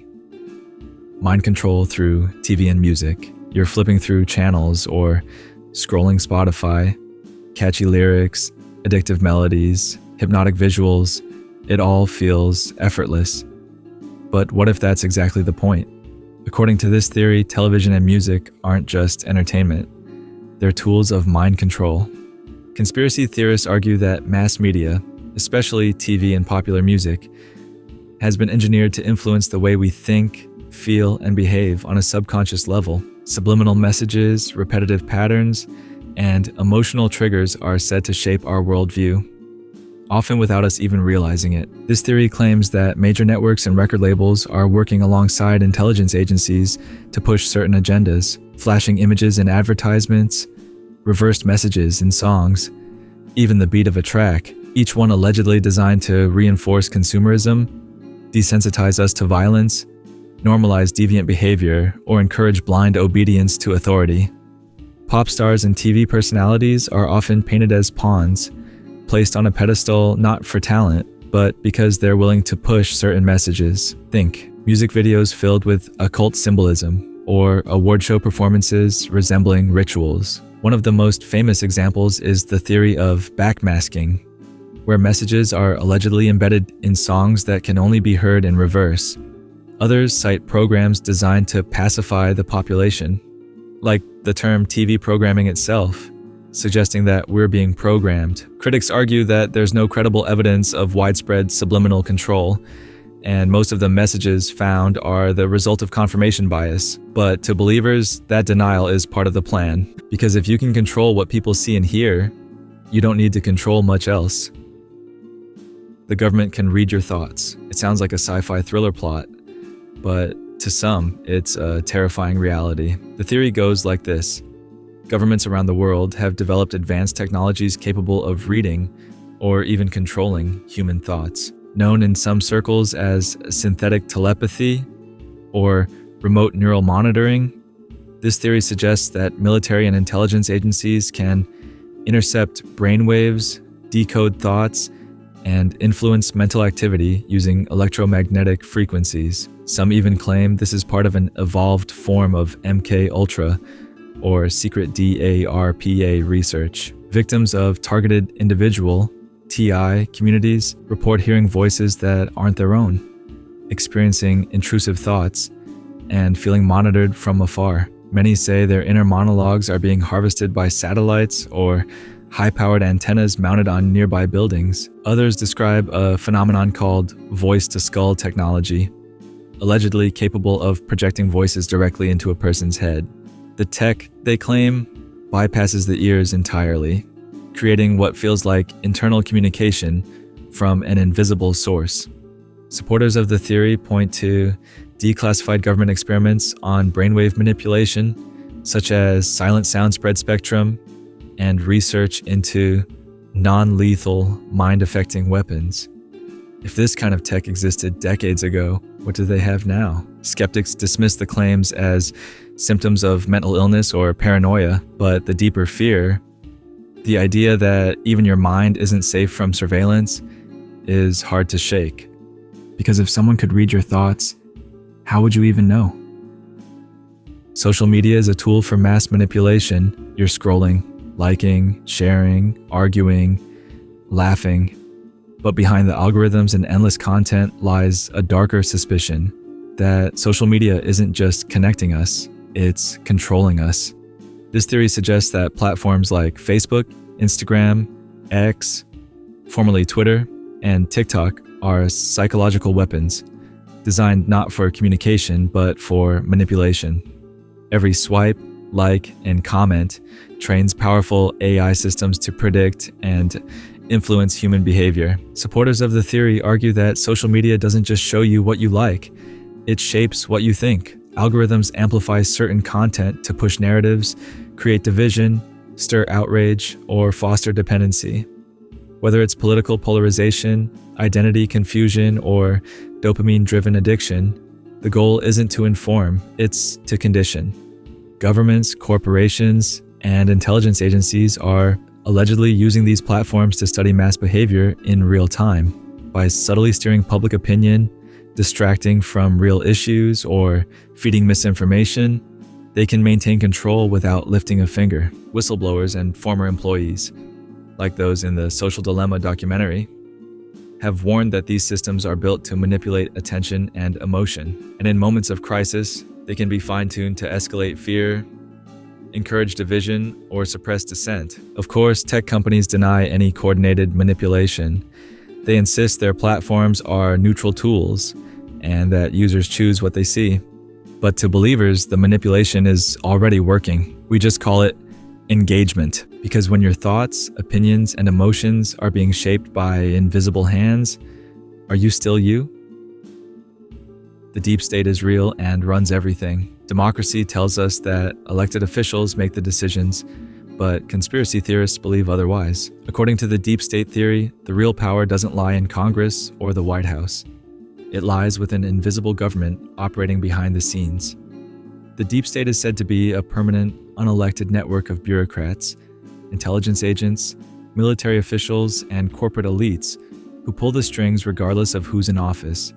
Presidents come and go, but the deep state remains, running foreign policy, controlling the media, steering the economy, and even deciding when to go to war.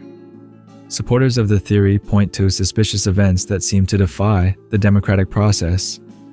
Why do certain wars happen no matter who's president? Why do intelligence agencies often operate without oversight? And why do major policies often look the same, whether it's a Democrat or a Republican in charge? Whistleblowers and politicians have occasionally fueled the fire. In 2017, President Trump openly referred to the deep state as working against him. Others, like Edward Snowden, exposed the extent of surveillance operations that had little to no public accountability. The deep state is often tied to other conspiracy themes, like the Illuminati, CIA black ops, or global banking elites. Some believe it includes big pharma, big tech, and the military-industrial complex, a shadowy alliance that benefits from perpetual chaos. Critics argue the term is vague and politically weaponized, used to blame invisible enemies for inconvenient outcomes. Still, it resonates with people who feel their vote doesn't matter and that real change is impossible. Because when power never changes hands, maybe it's because it was never in the hands we were watching.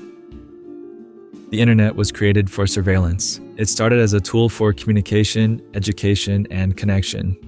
But according to this theory, the internet wasn't created to empower people. It was built to watch them. Some believe the internet, from its earliest stages, was a surveillance experiment by intelligence agencies, most notably the NSA and DARPA. What appears to be a decentralized network for global freedom is, in this theory, the largest data collection tool ever conceived. The early roots of the internet trace back to ARPANET, a US military project developed during the Cold War. It was meant to facilitate resilient communication in case of nuclear disaster. But conspiracy theorists argue that from the beginning, its real goal was to create a system where every click, message, and search could be tracked, stored, and analyzed.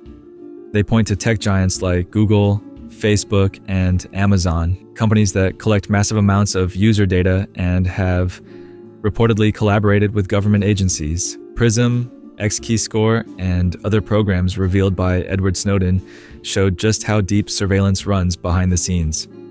Your emails stored, your search history profiled, your social media activity categorized. It's not just what you say, it's who you interact with, where you go, what you buy, and even what you almost clicked on. Critics argue that while data collection is real, it's largely used for advertising and national security, not world domination. But to believers, the line between commerce and control is razor thin, because when something is free, you're the product. MKUltra programming in Hollywood. We know MKUltra was real, a CIA mind control project involving LSD, hypnosis, and psychological experiments on unwitting subjects. But what if the program never ended? What if it just moved to Hollywood?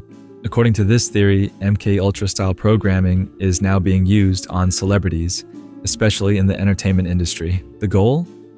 to create controllable stars, pop icons, actors, influencers who can push specific agendas and mold public opinion. Supporters believe certain celebrities show signs of programming glitches, sudden breakdowns, robotic behavior, blank stares, or dissociative interviews. Britney Spears, Kanye West, and Amanda Bynes are frequently cited as examples. Alleged victims of beta programming or monarch mind control. The theory claims handlers use trauma-based programming, symbols like butterflies, dolls, or checkerboards, and trigger phrases to control these individuals. Lyrics, performances, and even red carpet events are analyzed for clues, hidden codes meant to signal obedience or distress. It's not just about control, it's about influence. By controlling the people we idolize, the theory says the elites can subtly shift values, normalize chaos, and keep society distracted and divided.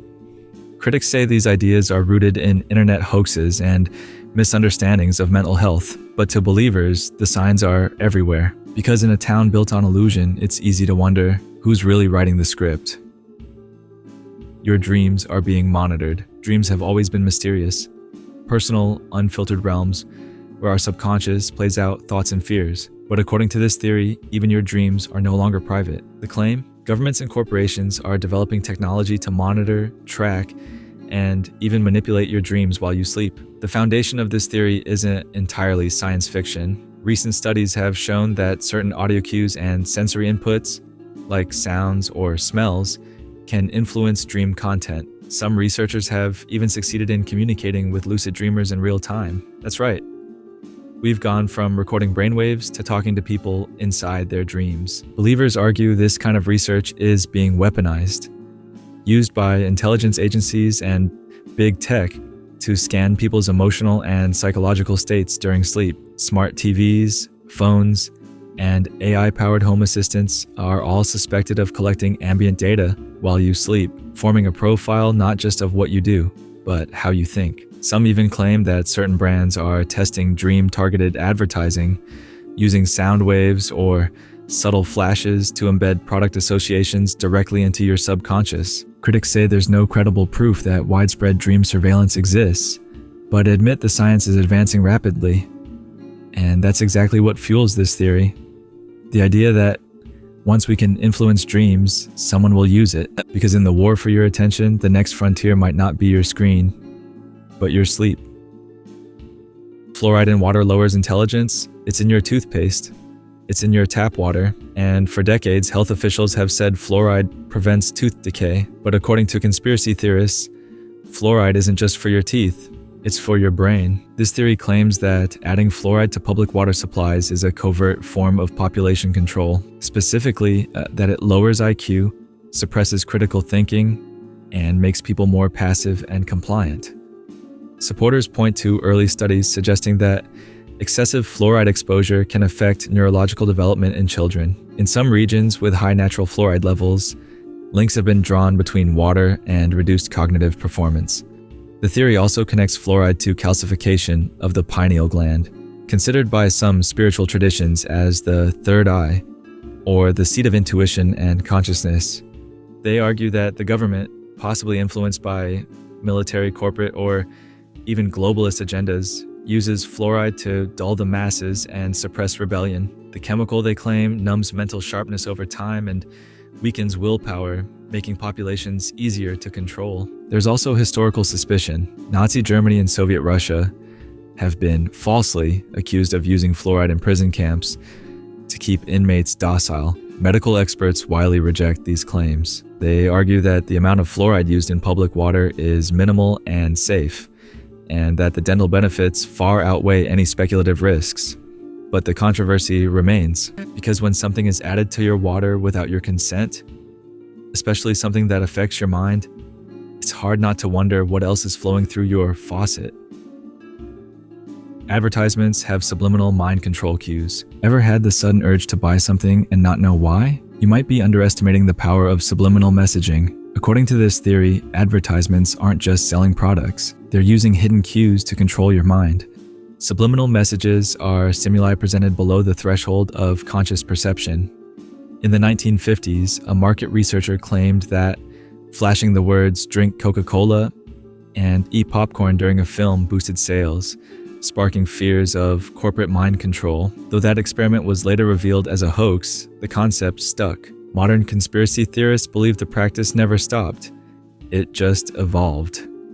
Today, they claim corporations embed subliminal commands into TV ads, music, websites, and even logos. These messages allegedly bypass the conscious mind and target your subconscious directly, triggering desires, emotions, and impulses without you even noticing. Some say it's as simple as suggestive imagery or rapid flashes in videos. Others believe it's more sophisticated, using specific frequencies, symbols, or visual patterns that activate parts of the brain associated with reward, compliance, or fear.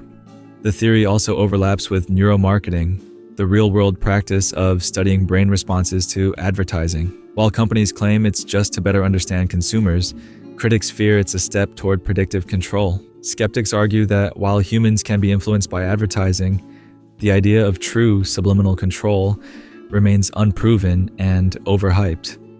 But to believers, the fact that it's designed to be undetectable is the scariest part, because if you don't even realize you're being manipulated, how would you ever stop it? Birds aren't real. They're government drones. You're walking through the park. You see pigeons perched on power lines, sparrows flitting through the trees. Harmless, right? Not if you believe in one of the internet's most surreal and strangely popular conspiracy theories. Birds aren't real. They're government surveillance drones. This theory began as a satirical movement, but quickly blurred the line between parody and belief. The central idea that birds, especially common city birds like pigeons, have been systematically exterminated and replaced with robotic replicas by the US government, or similar shadowy institutions worldwide. According to the theory, these birds are equipped with cameras and microphones. They charge by perching on power lines, they follow citizens, and they transmit real-time data back to intelligence agencies. The phrase "the birds work for the bourgeoisie" became a meme, but also a rallying cry for those suspicious of constant surveillance. Some versions claim this replacement began in the mid-20th century during the Cold War, when surveillance tech was rapidly advancing. Supposedly, the government killed billions of real birds in a covert operation and replaced them with nearly identical drones to monitor dissidents. Critics and comedians alike label it satire, a creative critique of surveillance culture and government overreach. And indeed, the movement's founder has admitted it started as a joke, but it hit a nerve. Because whether you believe in robot birds or not, the underlying fear is real, that we're constantly being watched, that the world around us isn't quite what it seems. And in an age of drone technology, facial recognition, and AI, who's to say what's flying overhead? Dinosaurs helped build the pyramids, ancient Egypt, towering pyramids, and dinosaurs? That's the bizarre claim made by some fringe theorists who believe that dinosaurs didn't go extinct millions of years ago, but coexisted with early human civilizations. Even more mind-bending, they claim dinosaurs were used to help build the Egyptian pyramids. This theory blends biblical literalism, alternative archaeology, and pseudoscience. Supporters argue that ancient texts and artwork from around the world show humans interacting with dinosaur-like creatures, descriptions of dragons or serpents that resemble long-extinct reptiles. Some point to stone carvings in Egypt or South America that vaguely resemble dinosaurs, suggesting these aren't myths, but memories. In this view, dinosaurs were domesticated, or possibly genetically engineered, and used as labor for massive construction projects like the pyramids. Their strength and size, believers argue, would make them ideal for hauling limestone blocks across the desert. Of course, mainstream science rejects this completely. Dinosaurs went extinct around 65 million years before humans ever appeared, and the pyramids, while impressive, were built using ramps, sledges, and brilliant ancient engineering, not prehistoric beasts. Still, this theory persists, especially among those who challenge the scientific consensus on evolution and history. It's not just about dinosaurs, it's about rewriting everything we think we know. Because if humans once walked alongside T-Rexes and brontosaurs, what else has been buried with time? The sun is cold, not hot. You've been taught since childhood. The sun is a giant burning ball of gas, millions of degrees of nuclear fusion lighting up our solar system. But according to this out there theory, that's completely wrong. The sun isn't hot. In fact, it's cold. Supporters of this idea argue that the sun isn't producing heat at all. It's a source of light, but not fire. Some even claim it's a cold electric phenomenon, perhaps even a portal or lens reflecting energy from elsewhere. They point to the fact that space is freezing cold, even close to the sun. If the sun were truly radiating heat into all directions, why doesn't space itself boil? Why does sunlight feel warm only when it touches Earth or another object? These perceived contradictions are used to challenge the scientific model. Others bring in flat Earth and electric universe theories, suggesting the sun is part of a localized system and isn't 93 million miles away. Instead, it's much closer, much smaller, and powered by unknown forms of energy. Mainstream physics explains all this quite well. Sunlight travels as radiation, and heat is generated when that radiation interacts with matter. But for conspiracy theorists, it's not about science. It's about trust. If science can be wrong or lied to us before, what else might we have misunderstood? To some, the cold sun theory isn't just about temperature. It's about challenging the entire foundation of astronomy. Because when the thing we've always looked up to is misunderstood, what else is the universe hiding? The Mandela effect was caused by CERN. Have you ever sworn something happened a certain way, only to find out the world remembers it differently? Maybe you remember Berenstain Bears with an E, or that Nelson Mandela died in the 1980s. Welcome to the Mandela effect. But here's the twist. Some believe this strange phenomenon isn't just bad memory. It's the result of CERN tampering with reality itself. CERN is home to the Large Hadron Collider, the world's most powerful particle accelerator. It's known for smashing atoms together at near light speeds to unlock the secrets of the universe. But according to this theory, CERN has done more than science. It's accidentally or intentionally created ripples in space-time, fracturing reality. The theory goes that in 2012, around the time CERN discovered the Higgs boson, or God particle, something changed. We didn't just observe a particle, we broke the universe, or at least jumped timelines. Supporters say that after 2012, strange things started happening. Familiar logos changed, movie quotes shifted, celebrities were suddenly alive or dead, and millions of people began remembering alternate versions of events. It wasn't mass confusion, they argue. It was proof we had shifted into a parallel dimension. CERN has denied any ability to affect reality outside the subatomic level, but for believers, the timing is too perfect. They point to symbols at CERN's headquarters, like a statue of the Hindu god Shiva, associated with destruction and rebirth, and interpret it as a clue that deeper experiments are being conducted, ones that could tear holes in the fabric of existence. Critics say it's all just collective false memory. But to those who feel the world feels off, the Mandela effect isn't just weird. It's evidence that reality itself may be unstable. Because when millions remember something that never happened, maybe it did, just not in this timeline. A secret moon civilization exists. We've sent astronauts to the moon. We've taken photos, planted flags, and left footprints in the dust.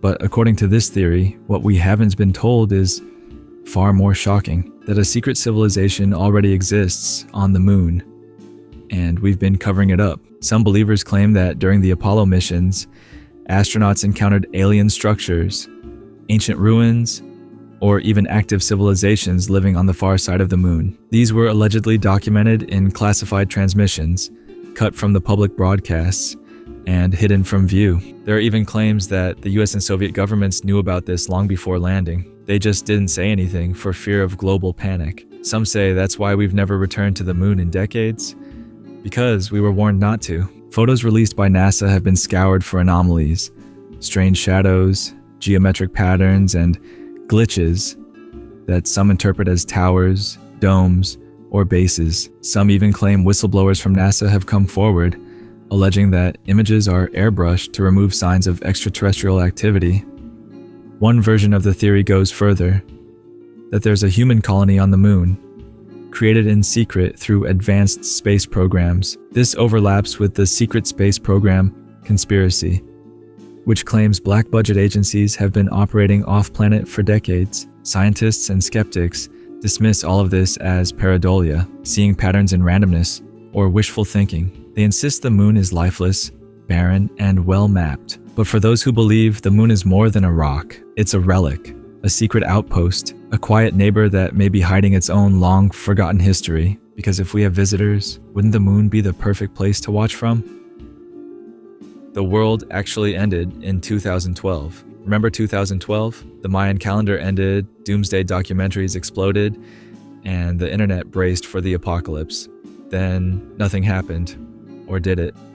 According to this theory, the world did end in 2012, but not with fire or flood. Instead, reality quietly collapsed, and we were all shifted into a slightly different version of existence, a sort of bootleg copy of our original timeline. The theory often links back to CERN and the discovery of the Higgs boson. Some believe this experiment triggered a quantum event, a shift into a parallel universe that looks almost identical to our old one, but with subtle differences.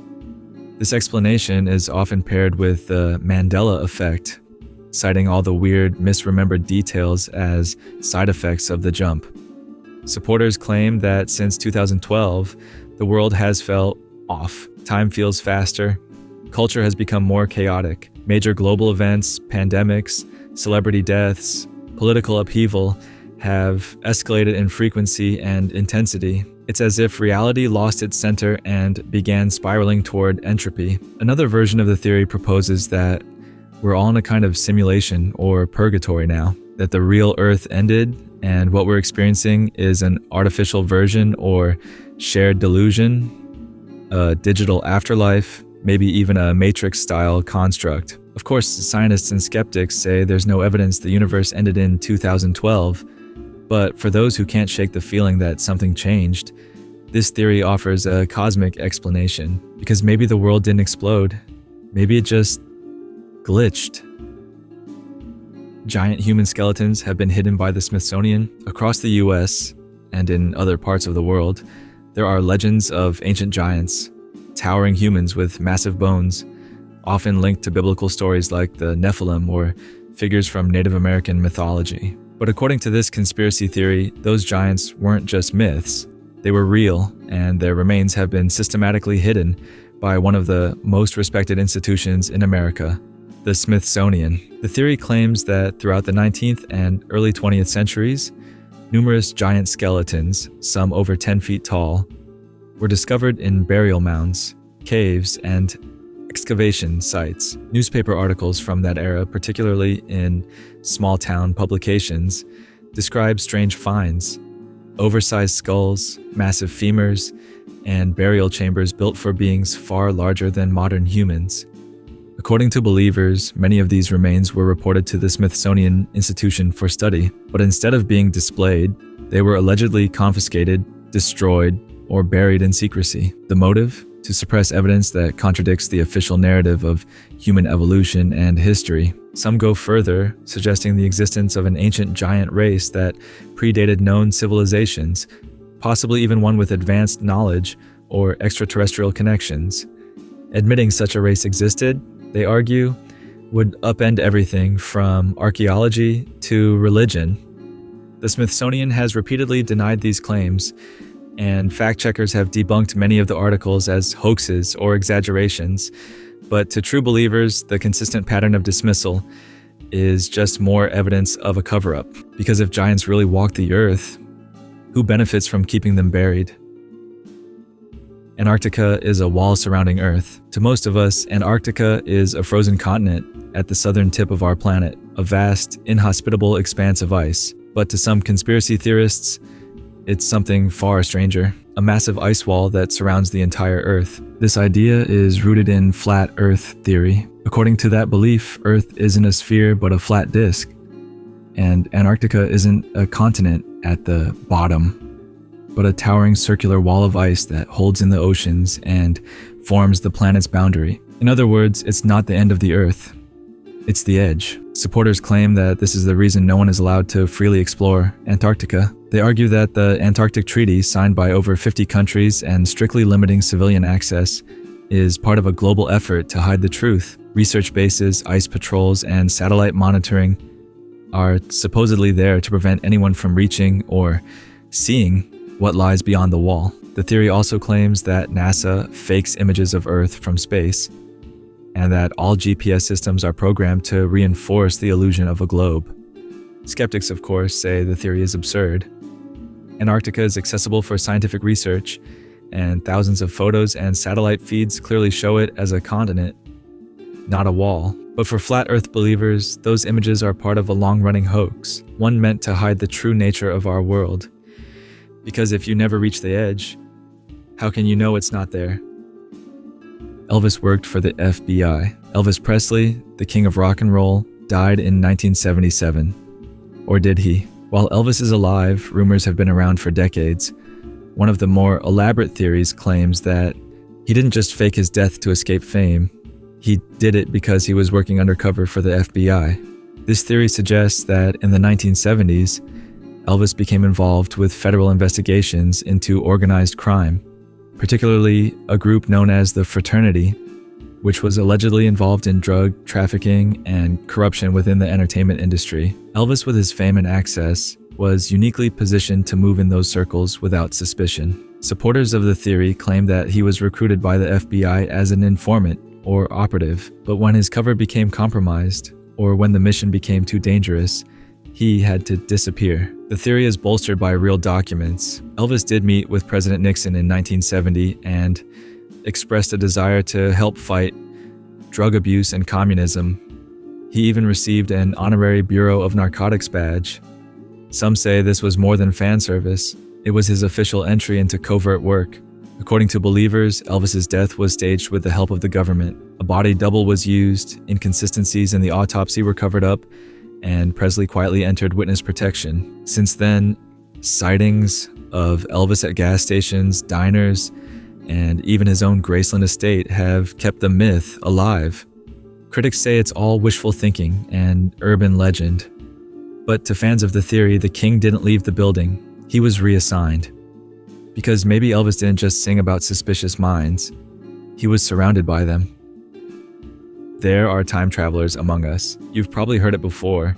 Someone from the future shows up in the present, knows things they shouldn't, and disappears without a trace. But according to this conspiracy theory, it's not just sci-fi fantasy. Time travelers are real, and they're walking among us right now. The internet is full of supposed time travelers, mysterious figures who appear in historical photos holding futuristic gadgets, or anonymous posters who make eerily accurate predictions. One of the most famous cases is John Titor, a man who claimed in the early 2000s to be a soldier from the year 2036. He posted in online forums about a future ravaged by civil war, and even described details of future tech that some say later came true. Other examples include old films where people appear to be using cell phones decades before they were invented, or World War II photos that supposedly show out-of-place clothing, accessories, or facial expressions. Some versions of the theory suggest that time travel is a government secret, possibly linked to the Philadelphia experiment or hidden DARPA research. These time travelers are said to be here on missions to correct historical events, gather data, or observe key moments in human evolution. Skeptics argue that all evidence is circumstantial and that anomalies in photos are often just misinterpretations. But believers say time travelers would have to blend in. That's the point. Because if they're good at their job, you'd never even know they were there.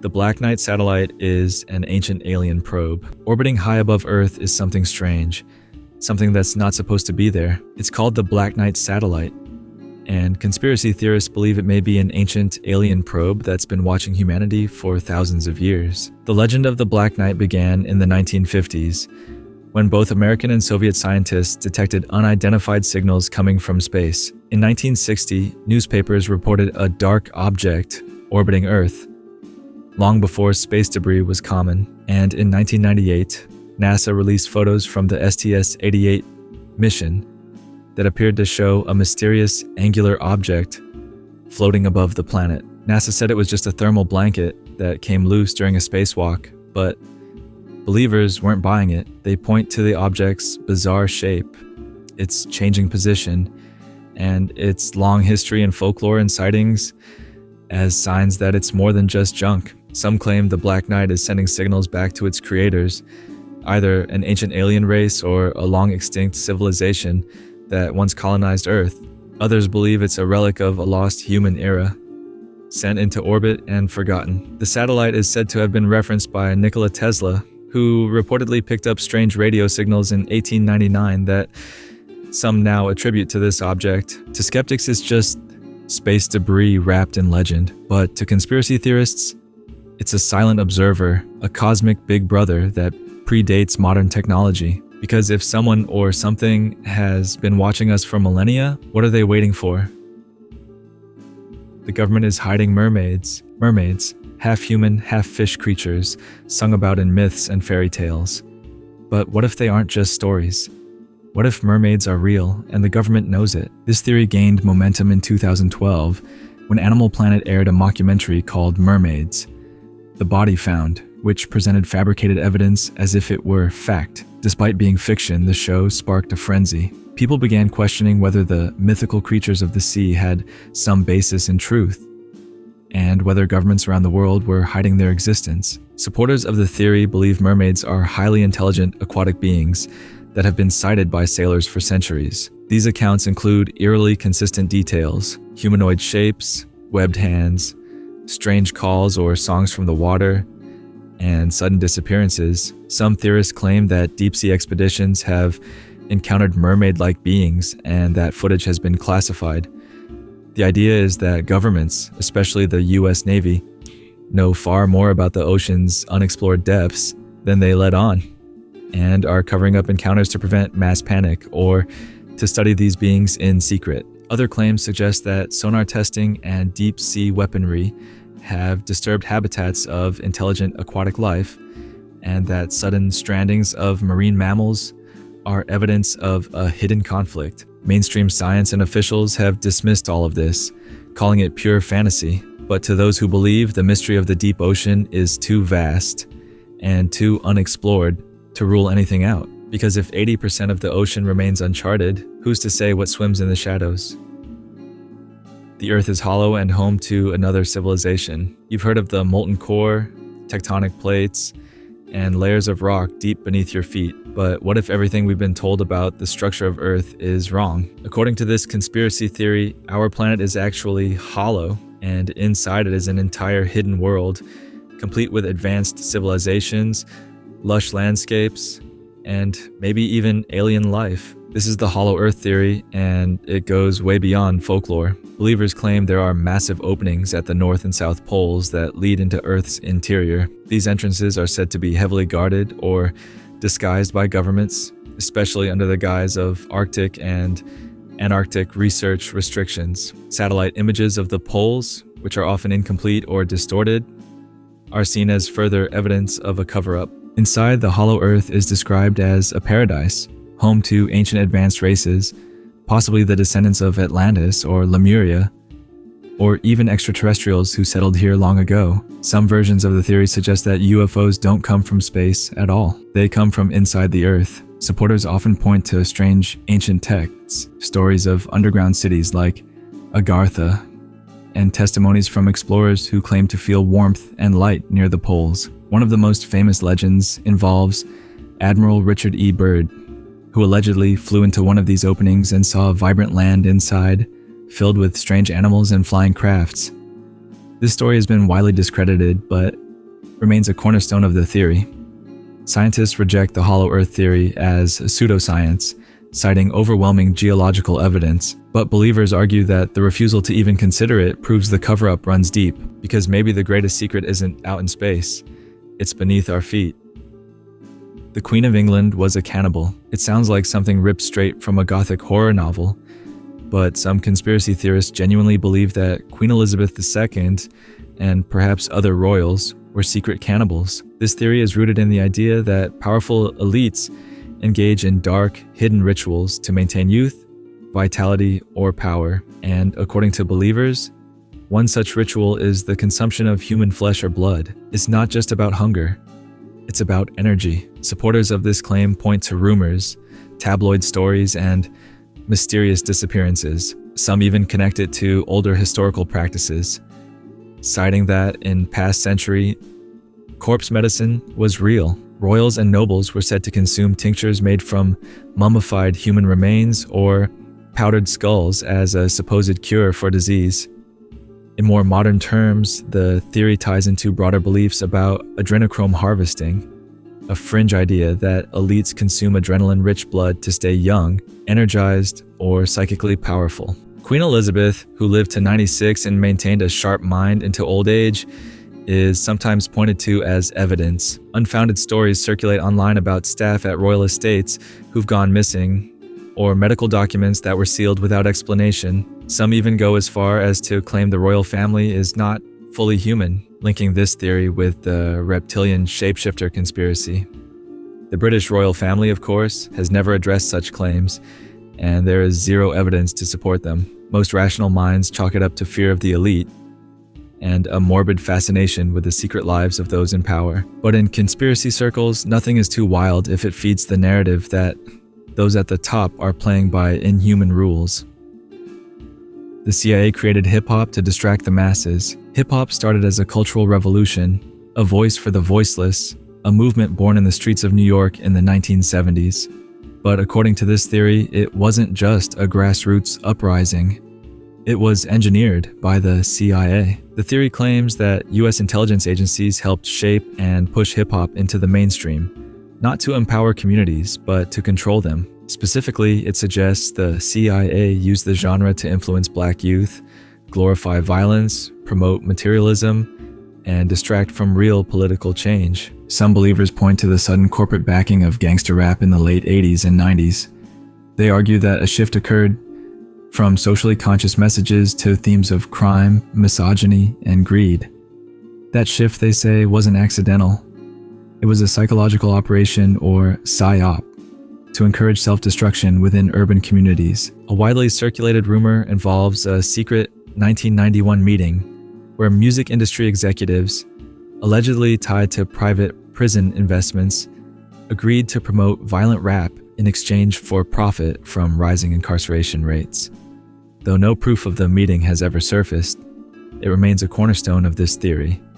It also connects to MKUltra with claims that artists are programmed to influence trends and emotions, turning music into a tool of mass manipulation. Skeptics call the theory an oversimplification of cultural evolution and capitalism. But for believers, the narrative is clear. Something that once empowered people was twisted into a weapon. Because when rhythm and poetry become propaganda, who's really writing the lyrics?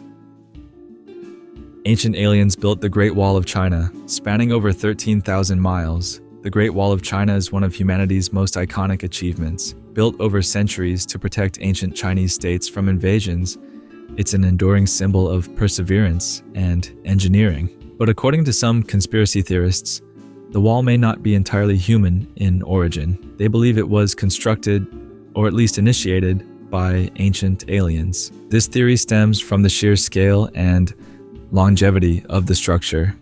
Parts of the wall run across inhospitable mountains, deserts, and terrains that would have been nearly impossible to build on with the tools available at the time. Theorists argue that the precision of certain sections, alignment with astronomical features, and unexplained engineering feats suggest otherworldly assistance. Proponents also claim that ancient Chinese texts, myths, and artwork contain references to sky beings or celestial architects who helped guide civilization. These stories are interpreted as early encounters with extraterrestrials who may have shared advanced knowledge or technologies. There's even speculation that the wall wasn't just a barrier. It may have served as a type of energy grid, communication system, or marker visible from space. Why else, theorists ask, would it be built on such an immense scale? Historians and archaeologists strongly reject these claims. They point to documented evidence of dynastic labor forces, evolving military strategy, and centuries of construction efforts by countless workers. But for ancient alien enthusiasts, the Great Wall is more than a monument. It's a mystery, one that might not be just about keeping people out, but perhaps keeping something in. YouTube is silencing truth seekers. YouTube has become one of the largest platforms for sharing knowledge, stories, and information in human history. But to conspiracy theorists, it's also become something much darker, a digital censorship machine aimed at silencing anyone who strays too close to the truth. This theory claims that YouTube, along with its parent company Google, has been actively suppressing videos and creators that share unapproved narratives, especially those that challenge mainstream history, science, politics, or global institutions. Creators who discuss topics like vaccine skepticism, UFO cover-ups, secret societies, or alternative history often report their videos being demonetized, shadow banned, or deleted altogether. Algorithms are said to be rigged to downrank controversial content while boosting mainstream voices. Some creators have even had their channels terminated without clear explanation. The theory also points to increasing corporate and governmental pressure on platforms to remove misinformation. While critics argue this is necessary to combat fake news, believers claim it's being used to silence dissent and control perception. Some even suggest that certain truth videos are allowed to remain, but are quietly manipulated to make them harder to find or appear less credible. The result? A digital battlefield where real information is buried under layers of distraction and distortion. YouTube insists that its policies are about user safety, not censorship, but to those who feel their voices have been erased, the platform doesn't look like a free market of ideas. It looks like a modern-day ministry of truth, because in the age of information, the power to delete is the power to rewrite reality. The Titanic was sunk to kill opposition to the Federal Reserve. The Titanic tragedy in 1912 is often remembered as a tale of human hubris, class divide, and maritime misfortune. But according to this conspiracy theory, the sinking of the Titanic wasn't an accident. It was an assassination plot. The theory claims that certain wealthy and influential passengers on the ship, most notably John Jacob Astor IV, Benjamin Guggenheim, and Isidor Straus, were opposed to the creation of the Federal Reserve, the central banking system that would be established just 1 year later in 1913. These men, among the richest in the world at the time, had the political clout and financial means to block or delay the plan. According to the theory, their presence on the Titanic wasn't coincidental.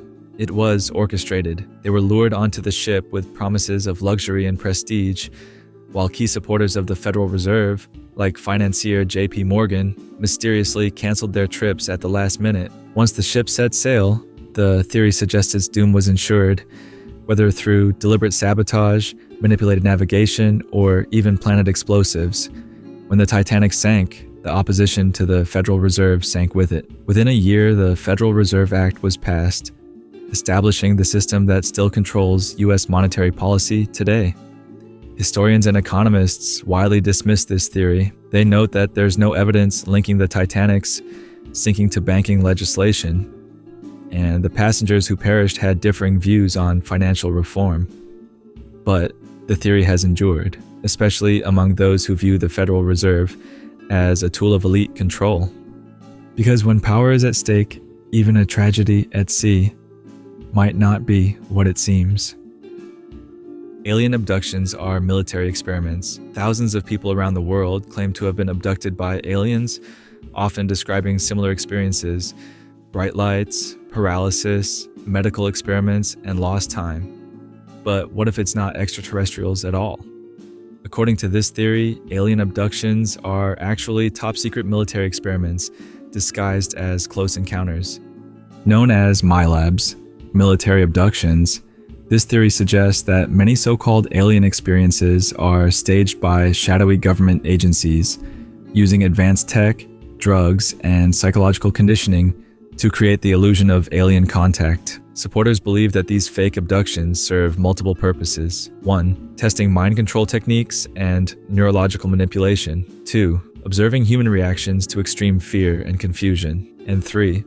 perfecting psychological warfare tactics. Victims often report seeing human military personnel in conjunction with aliens or being taken to facilities that resemble Earth-based labs rather than spaceships. Some theorists suggest that the US military or breakaway factions within it have been experimenting with synthetic telepathy, holography, and advanced genetic tech, all under the cover of alien abduction narratives. It's even claimed that alien lore itself was seeded into popular culture to make these encounters easier to write off or discredit. Skeptics argue that abduction experiences can be explained by sleep paralysis, trauma, or suggestibility. But the MILAB theory adds another layer of paranoia. What if the real reason people believe they've seen aliens is because someone wants them to? Because nothing hides the truth better than a convincing lie from another planet. Prince Charles is a vampire. Royal family scandals are nothing new, but this theory goes beyond tabloid gossip into gothic horror territory. The claim that Prince Charles, now King Charles III, is a vampire. Yes, a literal blood-drinking undead aristocrat. This idea gained traction when it was revealed that Charles is a descendant of Vlad the Impaler, the 15th century Romanian ruler who inspired Bram Stoker's Dracula. Charles even publicly acknowledged his connection to Vlad and has shown deep interest in the region of Transylvania, even buying property there and championing its conservation. To conspiracy theorists, this isn't just about ancestry, it's about identity. They argue that the British royal family has long been shrouded in secrecy, ritual, and tradition. Add in their reputation for longevity and aloof behavior, and it's the perfect setup for a supernatural theory. Some even connect this claim to the broader bloodline conspiracies that global elites maintain their power through ancient, non-human lineages. If not reptilian, maybe vampiric. More metaphorical versions of the theory suggest that royals feed off the energy, wealth, and subservience of the population, making the vampire label symbolic of parasitic power. Skeptics laugh it off as fantasy, pointing out there's no actual evidence of undead royals. But for some, Charles's Romanian roots and fascination with vampire lore are a little too on the nose. Because when you rule from a castle, avoid sunlight, and drink rare red liquids at banquets, people start asking questions. The government has weather weapons like earthquake machines. Weather is unpredictable, chaotic, and natural. Or is it? According to this theory, governments around the world, especially the United States, possess secret weather weapons capable of triggering earthquakes, hurricanes, floods, and even droughts at will. One of the most popular targets in this theory is HAARP, High Frequency Active Auroral Research Program, a real scientific facility in Alaska. HAARP studies the ionosphere using high-powered radio waves. But conspiracy theorists believe that those same waves can manipulate weather systems, disrupt tectonic plates, and cause natural disasters. They claim that earthquakes in Haiti, tsunamis in Asia, and wildfires in California weren't acts of nature, but acts of war or political intimidation. If a nation steps out of line, theorists say, an unexplained disaster can conveniently follow. Another alleged tool in the weather control arsenal is cloud seeding, a real process that uses chemical to encourage rain. But believers argue it's just the tip of the iceberg, that far more advanced technologies exist, including satellites and stratospheric heaters that can engineer weather across continents. Critics say the science doesn't support these claims. Earthquakes occur miles beneath the surface, far beyond human reach, and while weather can be influenced in small ways, large-scale control remains a fantasy. Still, for those who see patterns in political timing and environmental chaos, the idea of weaponized nature feels plausible, because in a world where information is power, what if nature is the ultimate weapon? There's a portal to another dimension in the Bermuda Triangle. The Bermuda Triangle, also known as the Devil's Triangle, is one of the most mysterious regions on Earth. Stretching between Florida, Bermuda, and Puerto Rico, it's infamous for unexplained disappearances of ships, planes, and people. But some theorists believe the real reason for the chaos is far stranger than storms or compass malfunctions. They say the Bermuda Triangle is hiding a portal to another dimension. According to this theory, the triangle is home to an interdimensional rift, a tear in space-time where the laws of physics behave differently. Ships and aircraft that vanish aren't destroyed, they argue. They're pulled into another realm, whether it be a parallel universe, an alien world, or a pocket dimension that traps them forever. Supporters point to eerie cases like Flight 19, a group of 5 U.S. Navy bombers that vanished in 1945, and the USS Cyclops, a massive Navy ship that disappeared with 306 people aboard. In both cases, no wreckage was ever found. Some witnesses even claim to have seen strange clouds, glowing water, or vortexes moments before losing contact. Others link the triangle to ancient civilizations, suggesting it sits on a buried Atlantean power grid or is influenced by alien technology left behind long ago. Some say the region aligns with planetary energy points known as ley lines, creating electromagnetic anomalies that could tear open the fabric of reality. Skeptics attribute the disappearances to natural causes, rogue waves, magnetic interference, human error, but to those who believe the lack of wreckage and recurring weirdness point to something deeper. Because when people vanish without a trace, maybe they're not lost. Maybe they've slipped away. COVID-19 vaccines contain microchips. The COVID-19 pandemic changed the world, but perhaps no aspect of it has sparked more controversy than the vaccine rollout. While most see vaccines as a medical triumph, some believe they came with a dark twist, microchips secretly embedded to track and control humanity. According to this theory, the vaccines include microscopic devices, too small to see yet powerful enough to monitor behavior, track location, or even influence thoughts and emotions. The theory often centers around figures like Bill Gates, who's invested heavily in global health. Some believe his focus on digital ID and health passports was a precursor to embedding tracking tech into people's bodies. Supporters claim that 5G towers are connected to this agenda, acting as communication relays for the implanted chips. Others suggest the chips can monitor vital signs, deliver brain-altering frequencies, or serve as backdoors into a global surveillance system. Viral videos and online posts fueled the theory, showing magnets sticking to injection sites or QR codes appearing on smartphone scans, though none of these claims have held up under scrutiny. Public health experts, scientists, and vaccine manufacturers have repeatedly denied any such technology exists in the vaccines. Microchips small enough to pass through a needle and perform complex tasks don't currently exist at scale, and inserting one would require far more tech than a standard injection allows. Still, the fear lingers. In an era of increasing surveillance, shrinking privacy, and high-tech control, people are quick to question what's really going into their bodies. Because sometimes the scariest part of science is what you can't see. The Simpsons predict the future on purpose. It's become a running joke, and a little bit creepy. The Simpsons has predicted the future with stunning accuracy.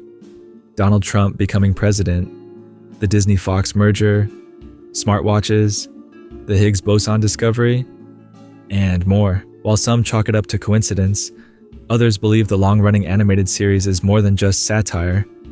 They think The Simpsons is being used to slowly leak hidden knowledge, or even program the public for future events. One version of the theory suggests the writers are connected to secret societies, intelligence agencies, or time travelers. They know what's coming, and they weave it into the show as a form of predictive programming, a concept where media is used to prepare the population for future changes, making them seem normal or inevitable. Another version suggests the show is part of a psychological conditioning experiment. By inserting future events in a comedic, cartoonish way, the theory goes people become desensitized to them when they happen in real life. Supporters point to dozens of eerily accurate episodes, not just one-off jokes, but detailed scenarios that mirror reality years later. From pandemics to celebrity scandals, tech breakthroughs to global crises, it's enough to make anyone suspicious. Critics argue that a show with over 700 episodes is bound to predict things by chance. Add in clever writing and satire, and it's no surprise when reality eventually mirrors fiction. But to believers, there's too much alignment to dismiss. Because when fiction keeps becoming fact, maybe someone's not just writing jokes, they're sending warnings. The US government is in contact with interdimensional beings. Forget aliens in flying saucers. According to this theory, the real entities the government is communicating with aren't from another planet, they're from another dimension. The theory posits that top-secret government labs, like those at Area 51 or the underground Dulce base, have discovered ways to open portals to other dimensions. Through experiments involving high-frequency vibrations, particle colliders, or even consciousness itself, they've made contact with intelligent beings that exist in parallel realities, some benevolent, others terrifying. One of the key sources fueling this theory is former military insiders and whistleblowers who describe non-human intelligences that don't behave like traditional aliens. These beings reportedly communicate telepathically, shift form, or exist outside our perception of time and space. This theory often ties into other topics like DMT experiences, shadow people, and sleep paralysis, moments where people claim to see or interact with figures not bound by physical laws. Some argue that these encounters aren't hallucinations, but dimensional bleed-through. Why would the government keep this quiet? The implications are enormous. If interdimensional travel or communication is real, it could mean alternate realities exist. Consciousness can be transferred, or beings from other planes can influence our world, technologically, psychically, even spiritually. Skeptics dismiss it as science fiction or spiritual speculation, but believers see mounting circumstantial evidence, from ancient myths to modern tech, that we're not just alone in the universe, we're overlapping with others. Because the scariest monsters aren't always from another world. Sometimes they're just a vibration away. The world's richest people are immortal. They age, they get photographed, they make headlines. But according to this theory, the world's wealthiest elites aren't just rich in dollars, they're rich in years. In fact, some believe they may have already discovered a way to cheat death. The theory claims that billionaires like Jeff Bezos, Elon Musk, or, shadowy royal families have access to life extension technologies, ranging from age-reversing therapies to full-blown immortality, and they're keeping it a secret from the public.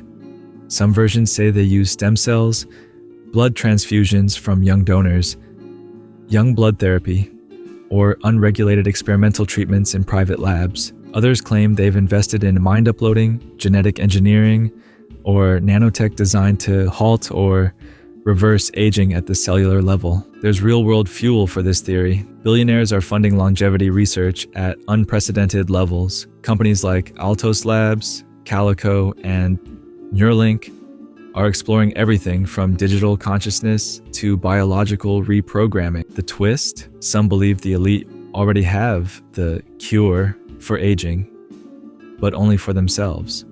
Why share it, they argue, when immortality ensures continued dominance over wealth, power, and influence? There are even rumors of death fakers among the rich, billionaires who've quietly disappeared from the public eye under the guise of death, only to live on under new identities or in secret facilities. Critics say it's pure science fiction wishful thinking, but in a world where the ultra-wealthy can buy everything else, why not time? Because if you could afford to live forever, wouldn't you? The Vatican is preparing for alien disclosure. The Vatican, guardian of spiritual truths, keeper of ancient texts, and the heart of the Catholic Church, might seem like the last place to look for alien secrets. But according to this theory, the Vatican is quietly preparing humanity for the biggest revelation in history. We are not alone. Supporters believe that the Vatican has known about extraterrestrial life for centuries, possibly through ancient contact, recovered artifacts, or hidden biblical texts. Rather than deny the existence of aliens, the Church has subtly positioned itself to embrace disclosure when the time comes. The theory often points to the Vatican's observatories, especially the one on Mount Graham in Arizona. There they co-own a high-powered telescope, often mistakenly called Lucifer, though that's actually an instrument on the same site. Why is the Vatican so invested in deep space? Some say it's to monitor alien activity or to await a celestial visitor. Jesuit priests involved in astrobiology have openly discussed the possibility of alien life. In 2008, the Vatican's chief astronomer stated that belief in aliens doesn't contradict faith, and that other intelligent beings could be God's creatures too. To some, this is theological preparation for a cosmic announcement. Others believe the Vatican possesses ancient documents in its archives describing star beings or angels who came from the heavens. Stories later reinterpreted through a religious lens. Skeptics say this is a misreading of curiosity and openness to scientific discovery. But believers think the slow, measured shift in doctrine is intentional, because if aliens show up, people will look to religion for answers, and the Vatican might just be ready. The mafia runs Hollywood. Hollywood, the land of red carpets, blockbuster deals, and movie magic, has always had its share of secrets. But according to this theory, behind the glittering lights and Oscar speeches is an underworld of mob control that runs the entertainment industry like a business empire. The theory claims that organized crime families, particularly from New York and Chicago, have had deep ties to Hollywood since its golden age. From financing films and controlling unions to laundering money and pressuring studios, the mafia allegedly embedded itself into the very infrastructure of entertainment. Evidence cited includes the rise of studio heads with rumored mob connections, strange funding deals, and the dominance of certain actors or directors whose careers skyrocketed despite scandal or failure. Some say the mob offered protection for film sets or extorted them. Others believe casting decisions, production approvals, and award wins have sometimes been influenced by backroom deals. It's also believed that organized crime used Hollywood as a tool for soft influence, shaping culture, pushing agendas, and normalizing vice through on-screen portrayals. Think glamorizing gangsters, rewriting history, or fueling political messages under the radar. There are historical breadcrumbs. Mobsters like Bugsy Siegel and Mickey Cohen were active in Los Angeles in the early 20th century.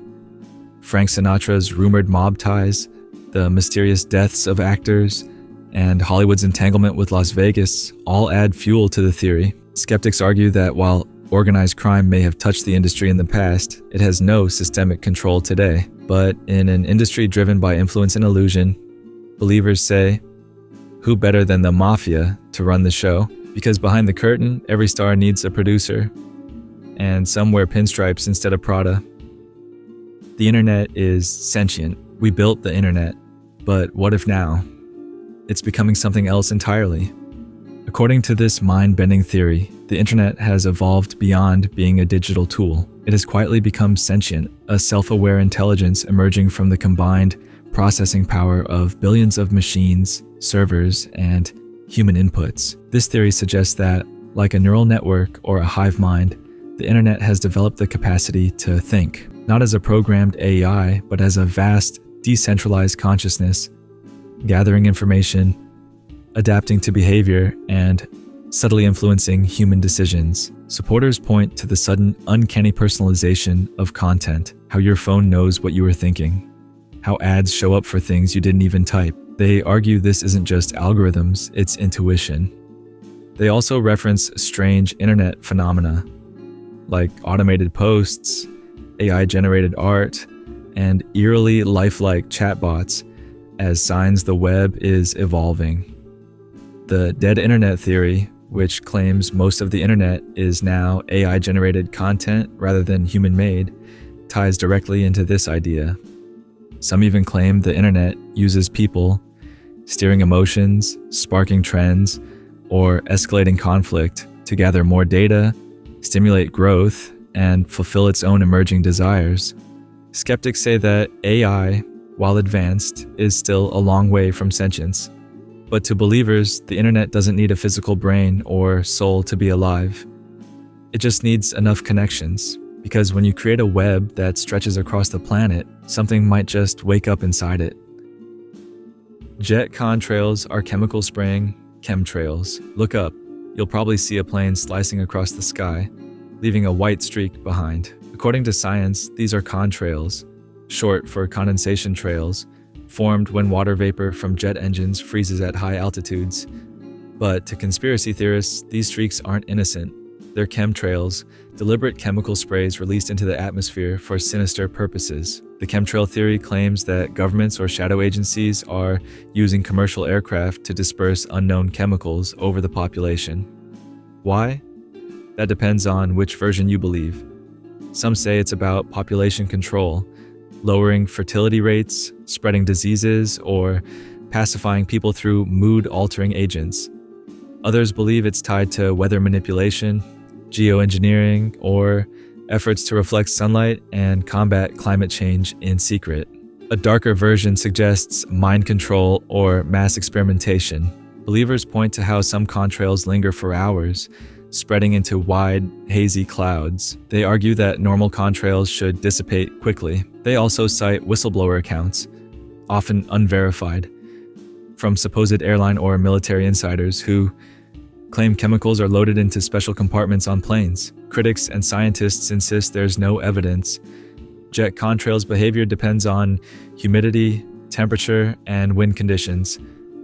And the alleged chemicals? No verifiable samples have ever confirmed anything unusual. Still, the theory won't die, because it taps into two powerful fears: being poisoned without consent, and the sky itself turning against us. Because when you can't trust the air you breathe, where do you hide?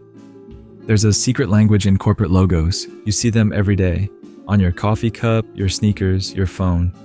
Logos are designed to be simple, recognizable, and memorable. But according to this theory, they're also speaking a secret symbolic language, understood only by the global elite. The theory claims that many corporate logos contain hidden meanings, esoteric symbols, or coded messages tied to secret societies like the Illuminati, Freemasons, or occult traditions. These aren't just artistic choices, they're signs of allegiance and control.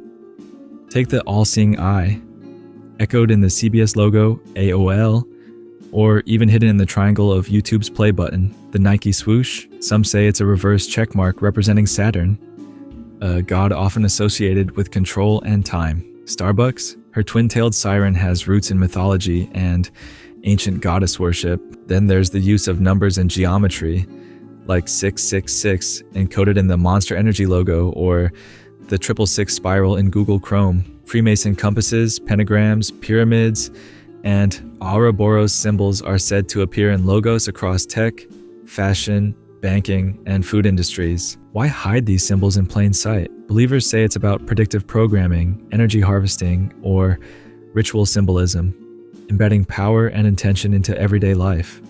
By interacting with these symbols unknowingly, people feed into the elite's system of control. Skeptics say this is reading too deeply into design, where shapes are often chosen for balance, minimalism, and branding, not arcane messages. But for those who believe, the language of logos isn't just branding, it's marking territory. Because when you control the symbols, you shape the minds. The moon is an artificial satellite. We gaze at the moon and see a natural, lifeless satellite.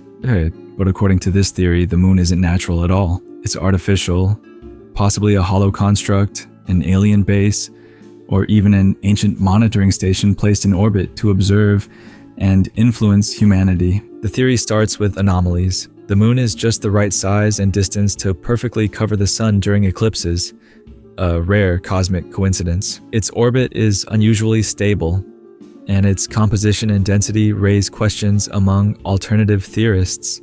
Some versions claim that when NASA's seismic instruments were deployed on the moon, impacts from landers and probes caused it to ring like a bell, suggesting it may be hollow inside. Others believe the moon's surface is just a shell, hiding internal machinery, chambers, or advanced tech. Believers argue that the moon's dark side, never visible from Earth, could house bases for extraterrestrials or secret Earth-based operations. Some go even further, claiming ancient texts and myths describe a time before the moon, suggesting it was brought here in humanity's early history. The purpose? To monitor us, to influence tides, behaviors, even evolution. Perhaps it's a relic of an ancient civilization, or an alien satellite that's still very much active.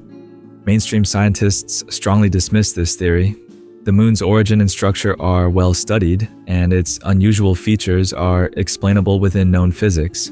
But to those who believe the moon isn't just a rock in space, it's a device, because when something watches us every night, maybe it's not just reflecting light, maybe it's recording everything. The 5G network is designed for mind control, faster downloads, smoother streaming, seamless smart technology. That's what 5G promises. But according to this conspiracy theory, it's not about better internet, it's about control. The 5G mind control theory claims that the rollout of 5th generation wireless technology is part of a secret plan to manipulate human thoughts, emotions, and behavior through electromagnetic frequencies. Supporters argue that the high-frequency millimeter waves used by 5G networks can interfere with brainwaves, especially when transmitted at high power across densely populated areas. Some even believe that 5G towers can emit targeted frequencies that induce anxiety, fatigue, or docility, turning cities into giant behavioral labs.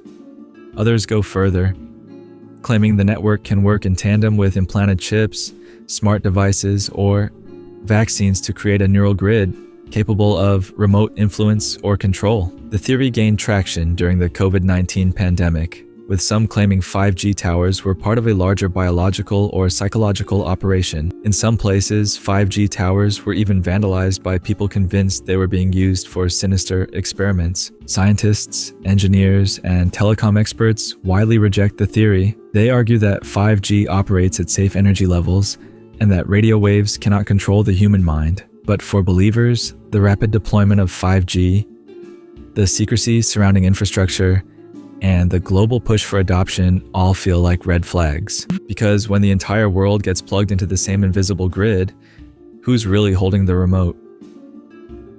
The universe is a simulation. It sounds like science fiction, but this theory has gained traction with philosophers, scientists, and tech billionaires alike. The belief that reality itself isn't real. We are living inside a massive, complex simulation, like characters in a cosmic video game. The simulation theory suggests that an advanced civilization, either human or alien, created a hyper-realistic digital universe. Everything we see, touch, and feel, our memories, history, even the laws of physics, are part of the code. We're NPCs, non-player characters, or perhaps players who've forgotten we're playing. The argument hinges on technological progression. If humanity could eventually create simulations indistinguishable from reality, think AI, VR, quantum computing, then statistically, it's more likely we're already inside one of those simulations than living in the one base reality. Supporters point to strange glitches in our world. Déjà vu, Mandela effects, repeating numbers, coincidences, and the fine-tuning of universal constants. They also note that quantum particles behave differently when observed, as if reality knows it's being watched. Philosopher Nick Bostrom's famous paper and Elon Musk's repeated musings on the topic helped popularize the theory, turning it from sci-fi curiosity to serious discussion. Skeptics argue that the theory is unprovable and unfalsifiable, meaning it can't be tested or disproven. But for some, the math, the tech, and the weirdness of existence all point to the same conclusion. Because if life feels like a simulation, maybe it is. Disney movies contain hidden occult messages. Disney films are childhood classics, beloved by generations and packed with magic, wonder, and heart. But according to this conspiracy theory, that magic hides something darker, secret occult symbolism and messages embedded in plain sight. Believers claim that Disney movies are laced with references to Illuminati, Freemasonry, and ancient pagan rituals. These symbols, they argue, are meant to indoctrinate young minds, normalize the occult, or communicate messages to insiders through a form of hidden in plain sight programming. Examples cited include the all-seeing eye appearing in The Princess and the Frog in Atlantis, pentagrams subtly worked into scenery or magic spells, sexual imagery allegedly hidden in posters, or animated sequences like the infamous Little Mermaid castle spire or the Lion King dust cloud spelling sex, recurrent themes of transformation, sacrifice, and hidden identities that parallel ancient initiation rituals. Some tie this theory to Walt Disney himself, claiming he had ties to secret societies, or was part of a long-standing effort to embed esoteric knowledge into popular culture. Others say modern Disney executives continue this legacy, creating films that serve both as entertainment and occult allegory. Disney and animators have long denied these claims, attributing odd visuals to coincidences, overzealous fans, or rogue artists pulling pranks. But for believers, the symbols, themes, and messages are too consistent and too specific to be accidental. Because when the stories shaping young minds are filled with mystery, who's really casting the spell? The Denver airport hides a secret bunker. Denver International Airport, DIA, has long been a magnet for conspiracy theories, but perhaps the most enduring is that beneath its runways and art-filled halls lies a massive secret bunker for the global elite. The theory claims that DIA was built as the headquarters or emergency shelter for a future New World Order government. Its remote location, $2 billion in unexplained cost overruns during construction, and constant expansion all fuel suspicions. Many believe that underground tunnels and facilities, hidden beneath the airport's terminals, could house thousands in the event of global catastrophe. Some versions say it's a military command center. Others say it's a survival bunker stocked with supplies, cloning labs, or even alien technology. The strange layout of the airport, with runways vaguely resembling a swastika from above, only adds to the intrigue. But what really gets people talking is the art. Giant murals depict apocalyptic scenes, children in coffins, burning cities, and masked soldiers wielding rifles.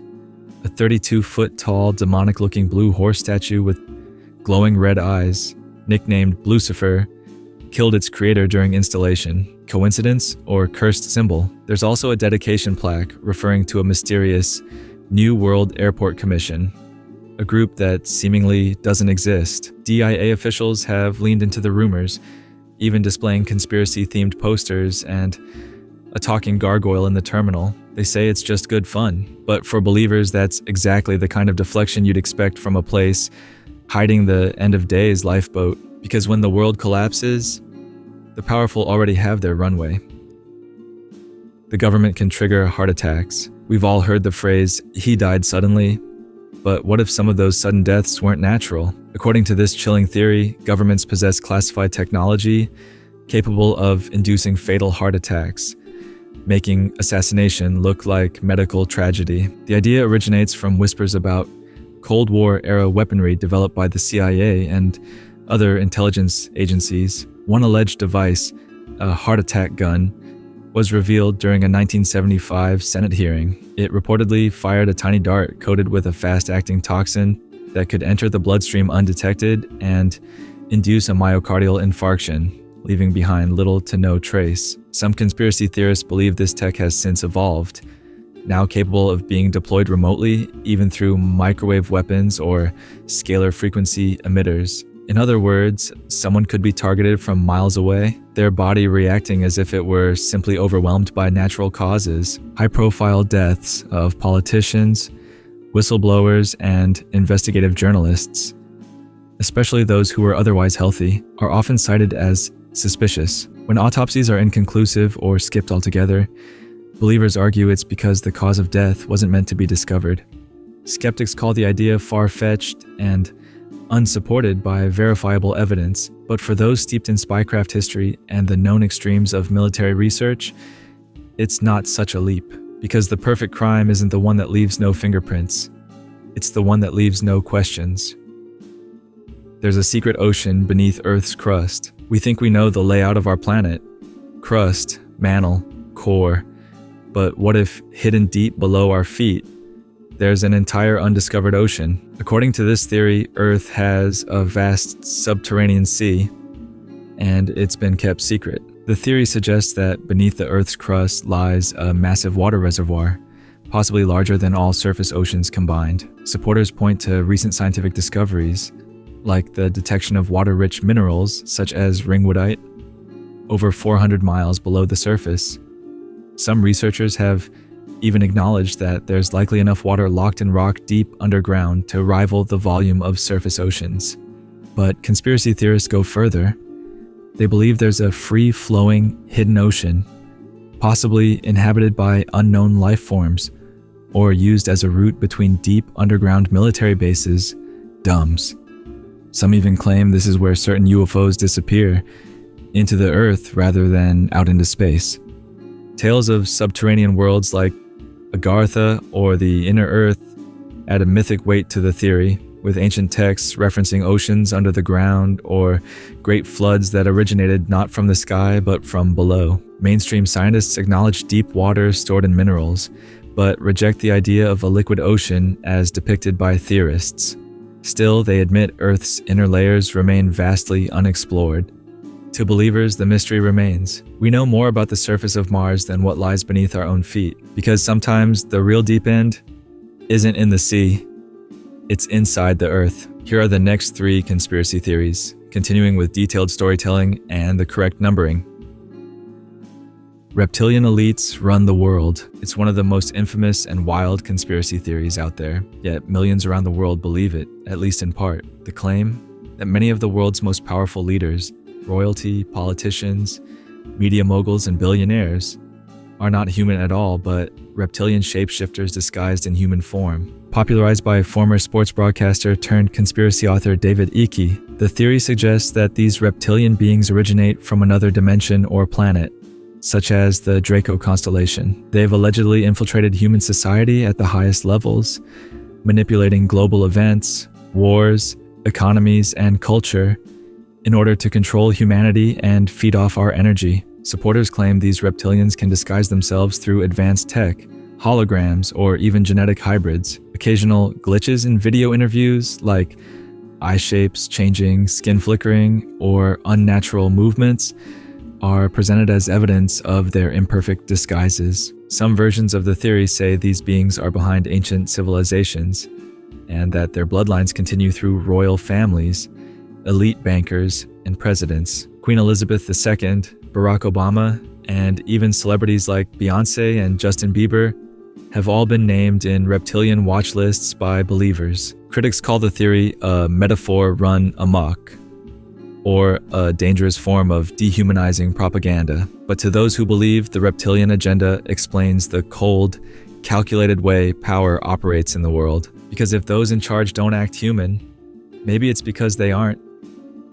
There are hidden human cloning centers. You've probably heard rumors of celebrities acting strangely, losing their memories, changing personalities, or appearing not quite themselves. According to this theory, there's a reason for that. They're clones. The theory posits that powerful governments, corporations, or secret societies have developed the ability to clone humans, and have been doing so in secret for decades. These clones are used to replace real people, especially in high-profile roles, when the original becomes a problem or no longer follows orders. The alleged purpose? Control. A cloned celebrity can push propaganda. A cloned politician can be reprogrammed. A cloned scientist or whistleblower can be silenced without anyone knowing the real person is gone. Some believers say these clones are created at underground facilities, sometimes referred to as cloning centers, where elite members gather to create and modify replacements for public figures. Others tie this to mind control programs like MK Ultra, suggesting clones can be programmed from birth for obedience. One offshoot theory even claims that celebrities speak in code or drop clues about their own replacements, lyrics, interviews, and breakdowns, seen as signs that something isn't right. Of course, mainstream science says cloning a human at this level is not currently possible, let alone replicating memories, consciousness, or personality. But for theorists, science fiction may have already become science fact, hidden from public view. Because if you can't tell the difference between a real person and a clone, how would you ever know who's really in charge? North Korea is a stage set for global control. North Korea is often portrayed as a closed, brutal regime ruled by a totalitarian family. But according to this theory, that's not the full story. Some believe North Korea isn't just a rogue state. It's a puppet state created and maintained by global powers as a tool of fear, distraction, and psychological control. The idea is that North Korea's exaggerated isolation, nuclear threats, and shocking propaganda are all part of a carefully constructed narrative used to justify military spending, keep populations in fear, and serve as a convenient villain in international politics. One version of the theory claims North Korea is secretly supported by the same elite powers it claims to hate: China, the US, even private banking interests.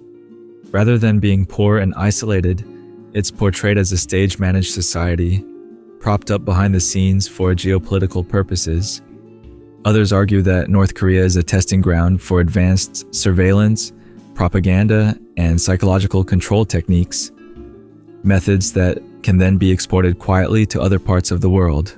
Photos and footage from inside the country are rare and tightly controlled. Some point to strange inconsistencies in images, reused crowds, empty cities, or bizarre editing errors. The theory suggests the entire country might be more theater than reality, built to frighten and manipulate, not to function as a true nation-state. Critics say this is speculative nonsense. North Korea's brutality is well documented, but believers see a world where the scariest enemies are the ones created on purpose. Because when you need a monster to justify control, sometimes you build one yourself.